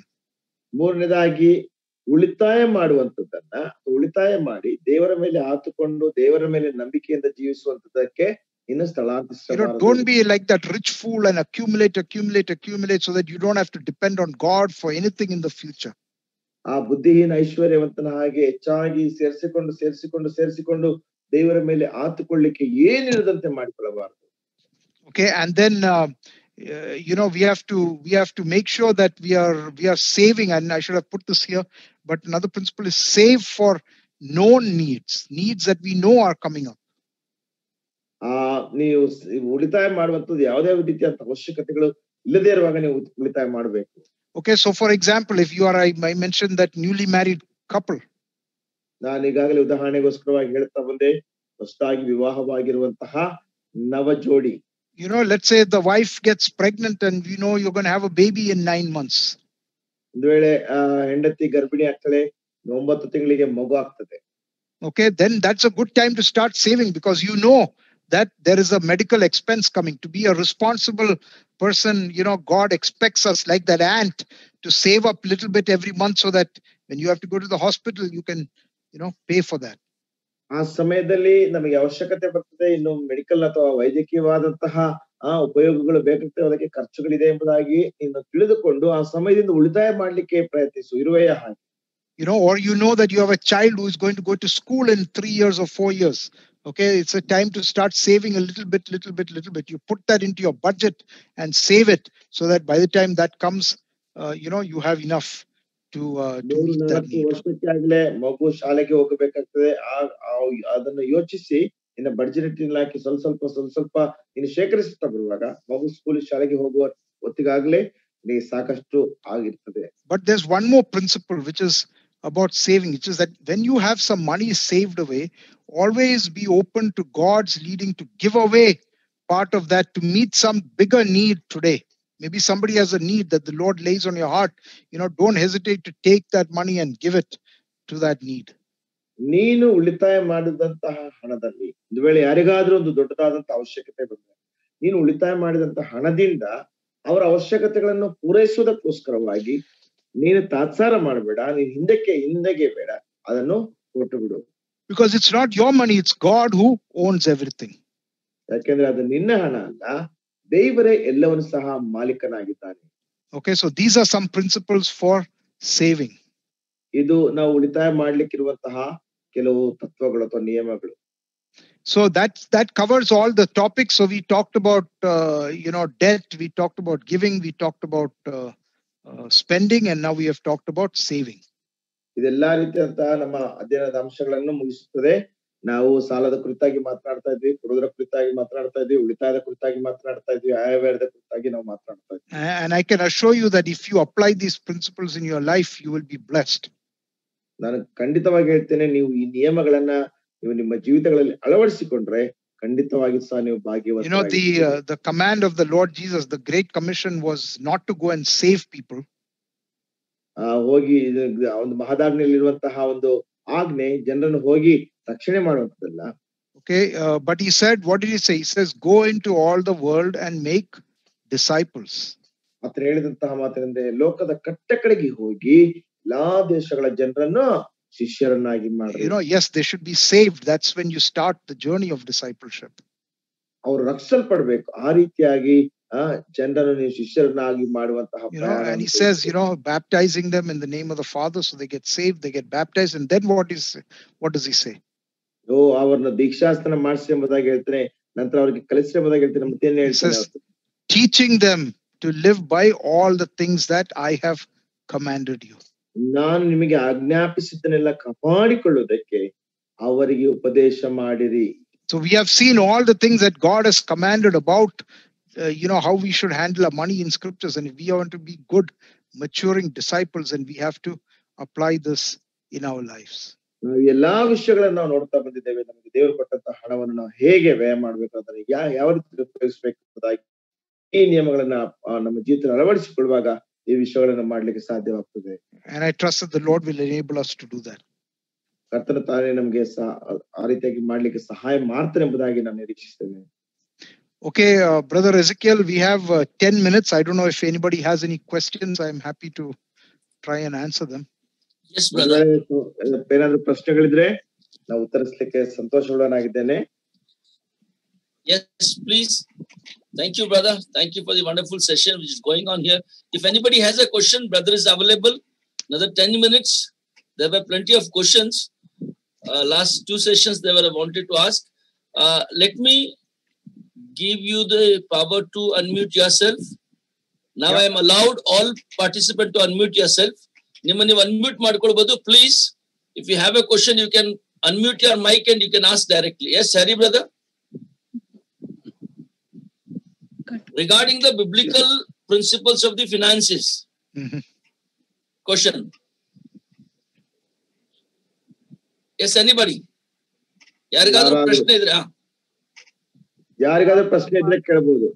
Okay, ನಾವು ನಮ್ಮ ಹಣವನ್ನು ಯಾರಿಗೆ ಅಗತ್ಯ ಇದೆ ಅವ್ರಿಗೆ ಕೊಡಬಹುದಲ್ಲ, ದೇವರ ಮಕ್ಕಳಿಗೆ ಮಾತ್ರ ಯಾರಿಗೆ ಬೇಕಾದ್ರೂ ಕೊಡಬಹುದಾ? Can we give our money to whomsoever or only the children of God? Yeah, no, when we talked about giving, I said who we can give it to. Okay, now certainly, there is the word of God says we have to give to the needs of the church. We have to give to the ministers of God, those who are ministering the word of God and those who are laboring for the Lord. That is definitely there. ನಾವು ಕೊಡುವಂತರ ಕುರಿತಾಗಿ ಕಲಿಯುವಂತಹ ಸಮಯದಲ್ಲಿ ನಾನು ಮೊದಲೇ ಹೇಳ್ತಾ ಬಂದೆ, ನಾವು ಕೊಡುವಂತ ಸಮಯದಲ್ಲಿ ಸಭೆಗೆ ಕೊಡಬೇಕು ಮತ್ತು ಸೇವಕರಿಗೆ ಕೊಡಬೇಕು ಮತ್ತು ಅವಶ್ಯಕತೆ ಇರುವಂತಹ. But we are also very clearly in scripture told that we are to give to the needs of the poor. ಮತ್ತು ಹಾಗೆ ದೇವರ ವಾಕ್ಯದಲ್ಲಿ ನಾವು ನೋಡ್ತೇವೆ ಬಡವರ ಅವಶ್ಯಕತೆಗಳಿಗೋಸ್ಕರವಾಗಿ ಸಹ ನಾವು ಕೊಡಬೇಕು. So there is nothing wrong with giving, okay, but you have to look at what you're giving. I mean, you don't want to give to people, say, who are not in need, but especially as part of a ministry to the poor, you can meet some of their needs and take care of those needs. And when you look at when our missionaries came, how did they get set up here? They started hospitals and they started schools and they started doing ministry among poor people, right? That's how many people started coming to the Lord. ನೀವು ಹೇಗೆ ಕೊಡ್ತೀರಿ ಅಥವಾ ನೀವು ಯಾರಿಗೆ ಕೊಡ್ತೀರಿ ಎಂಬಂತದನ್ನು ನೋಡ್ಬೇಕು. ಅವ್ರು ನಿಜವಾಗಿಯೂ ಕೂಡ ಅವಶ್ಯಕತೆಯಲ್ಲಿ ಇದ್ದಾರಾ ಇಲ್ಲವೆಂಬುದಾಗಿ. ಅವ್ರು ನಿಜವಾಗಿ ಕೂಡ ಅವಶ್ಯಕತೆಯಲ್ಲಿ ಇದ್ರೆ ಮಾತ್ರ ಅವ್ರಿಗೆ ಕೊಡ್ಬೇಕು. ಒಂದ್ ವೇಳೆ ನಮ್ಮ ಮಿಷನರೀಸ್ ಬಂದು ಇಲ್ಲಿ ಹೇಗೆ ಸೇವೆಯನ್ನು ಪ್ರಾರಂಭಿಸಿದ್ರು ಎಂಬುದಾಗಿ ನಾವು ನೋಡುವಾಗ ಅವ್ರಿಗೆ ಅವಶ್ಯಕತೆ ಇದ್ದಂತಹ ಆಸ್ಪತ್ರೆಗಳನ್ನ, ಅವ್ರಿಗೆ ಅವಶ್ಯಕತೆ ಇದ್ದಂತಹ ಆಹಾರವನ್ನು ಕೊಡುತ್ತಾ ಈ ರೀತಿಯಾಗಿ ಅವ್ರ ಸೇವೆಯನ್ನ ಮುಂದುವರಿಸಿದ್ರು. ಅಂದ್ರೆ ನಾವು ಯಾರಿಗೆ ಅವಶ್ಯಕತೆ ಇದೆಯೋ ಅವರಿಗೆ ನಾವು ಕೊಡುವಂತರಾಗಿರ್ಬೇಕು. If you have your, some of us, we might have somebody coming and helping in the house, cleaning the house and all that. It's a great opportunity to meet some of their needs and then show the love of Christ so that you can share the gospel with them. ಒಂದು ವೇಳೆ ಯಾರಾದ್ರೂ ನಮ್ಮ ಮನೆಗೆ ಬಂದು ಮನೆ ಕೆಲಸ ಮಾಡುವಂತ ಮನೆಯಲ್ಲಿ ಕೆಲಸ ಮಾಡ್ಲಿಕ್ಕೆ ಸಹಾಯ ಮಾಡುವಂತವರ ಅವಶ್ಯಕತೆಗಳನ್ನ ಪೂರೈಸುವಂತದ್ದು ಒಂದು ಜವಾಬ್ದಾರಿಕೆ, ದೊಡ್ಡ ಒಂದು ಅವಕಾಶವಾಗಿದೆ. ಆ ರೀತಿಯಲ್ಲಿ ನಾವು ಕ್ರಿಸ್ತನ ಪ್ರೀತಿಯನ್ನು ಅಂತವರಿಗೆ ತೋರಿಸಲಿಕ್ಕೆ ಸಾಧ್ಯವಾಗ್ತದೆ. Okay, so I hope I answered that. Yeah, any other questions? ನಿಮ್ಗೆ ಉತ್ತರ ಸಿಕ್ತೆ ಎಂಬುದಾಗಿ ನೆನೆಸ್ತೇನೆ. ಏನಾದ್ರೂ ಬೇರೆ ಪ್ರಶ್ನೆಗಳಿದೆಯಾ?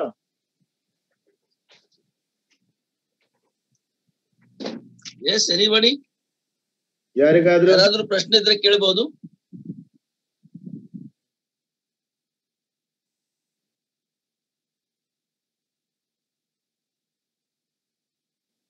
No more questions? ಇನ್ನೇನು ಪ್ರಶ್ನೆ ಇಲ್ವಾ?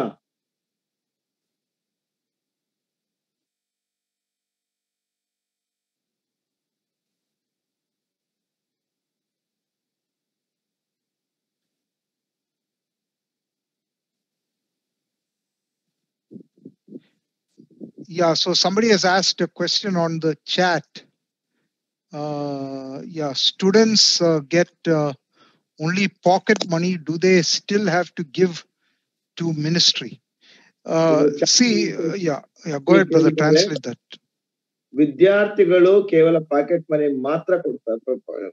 ಕೆಲವರು ವಿದ್ಯಾರ್ಥಿಗಳಿಗೆ ಕೇವಲ ಪಾಕೆಟ್ ಮನಿ ಮಾತ್ರ ಸಿಗ್ತದೆ, ಅದರಲ್ಲಿ ಕೂಡ ಅವ್ರು ಸೇವೆ ಕೊಡ್ಬೇಕಾ? So this is I assume that you are implying that the parents are giving the money to the student. ಇದು ವಿದ್ಯಾರ್ಥಿಗಳಿಗೆ ಪೋಷಕರು ಹಣವನ್ನು ಕೊಡುವಂತದನ್ನು ನಾವು ನೋಡ್ತೇವೆ. Again, we are not living under law, we are living under grace. ನಾವು ಧರ್ಮಶಾಸ್ತ್ರಕ್ಕೆ ಅನುಸಾರವಾಗಿ ಜೀವಿಸ್ತಾ ಇಲ್ಲ, ಕೃಪೆಗೆ ಅನುಸಾರವಾಗಿ ಜೀವಿಸ್ತಾ ಇದ್ದೇವೆ. Unlike the children of Israel, there is no edict that says you have to give or nothing like that. ನೀವು ಕೊಡ್ಲೇಬೇಕು ಆ ರೀತಿಯಾದಂತದ್ದು ಏನು ಸಹ ಒಂದು ಇಸ್ರಾಯೇಲ್ ಜನರಿಗೆ ಹೇಳಿದ ಹಾಗೆ ಇಲ್ಲ. But I would leave it up to that student. Okay, now of course the student is not earning, so it is not their income. So if they don't give, that is okay. But if the student is getting some money, it is a good practice for them to learn to live. Maybe eat a little less or whatever.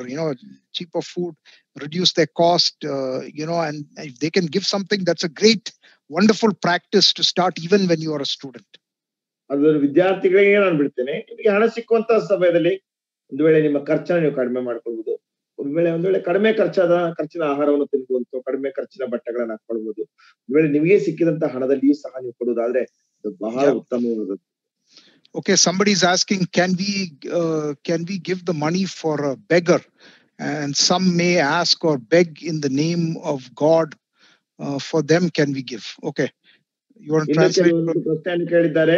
ನಾವು ಭಿಕ್ಷುಕರಿಗೆ ಹಣವನ್ನು ಕೊಡಬಹುದು ಎಂಬುದಾಗಿ. ಆ ಭಿಕ್ಷುಕರು ಒಂದು ವೇಳೆ ದೇವರ ಹೆಸರಿನಲ್ಲಿ ಹಣವನ್ನು ಕೇಳ್ತಾರೆ, ಅಂತವರಿಗೆ ಹಣವನ್ನು ಕೊಡಬಹುದು ಎಂಬುದಾಗಿ ಕೇಳಿದ್ದಾರೆ. You know, if the beggar has a need, there is nothing wrong with us giving for that need. Now, he's out of his ignorance. He might be asking in the name of some god. ಒಂದು ವೇಳೆ ಒಬ್ಬ ಭಿಕ್ಷುಕನಿಗೆ ಅವಶ್ಯಕತೆ ಇದ್ರೆ ಅವನ ಅವಶ್ಯಕತೆಗಳಿಗೆ ಪೂರೈಸುವುದರಲ್ಲಿ ಯಾವ ತಪ್ಪು ಇಲ್ಲ. ಒಂದು ವೇಳೆ ಅದು ಆತನ ಒಂದು ಬುದ್ಧಿಹೀನತೆಯಿಂದ ಒಂದು ವೇಳೆ ಆ ಭಿಕ್ಷುಕನು ಯಾವುದೋ ಒಂದು ದೇವರ ಹೆಸರನ್ನು ಹೇಳ್ಕೊಂಡು ಕೇಳಬಹುದು. Yeah, but you know, think about using that opportunity to also give him some gospel. You know, tell him the gospel. Tell him about the love of Christ. ಒಂದು ವೇಳೆ ನೀವು ಹಣವನ್ನು ಕೊಡುವಂತ ಸಮಯದಲ್ಲಿ ಸಹಾಯವನ್ನು ಕೊಡುವಾಗ ಸುವಾರ್ತೆಯನ್ನು ಸಹ ಕೊಡುವಂತನ್ನ ನೀವು ನೋಡ್ರಿ. Of course, in this country, the begging is also a business. You know. ಈ ಒಂದು ರಾಷ್ಟ್ರದಲ್ಲಿ ಭಿಕ್ಷೆ ಬೇಡುವುದು ಕೂಡ ಒಂದು ವ್ಯವಹಾರವಾಗ್ಬಿಟ್ಟಿದೆ. So we don't know if somebody is really a beggar or not a beggar. So you have to use your judgment on that. ನಿಜವಾಗಿ ಕೂಡ ಅವನು ಭಿಕ್ಷುಕನ ಅಲ್ವಾ ಎಂಬುದಾಗಿ ನಮಗೆ ಗೊತ್ತಿಲ್ಲ. ಆದ್ರಿಂದ ನಿಮ್ಮ ನೀವು ಅದನ್ನ ಕರೆಕ್ಟ್ ಸರಿಯಾಗಿ ನ್ಯಾಯ ತೀರಿಸಬೇಕು. Okay, when we so here is a question from one sister. Says, when we give money to servants of God, few years down the lane, you see them buying a luxury car or a luxury house.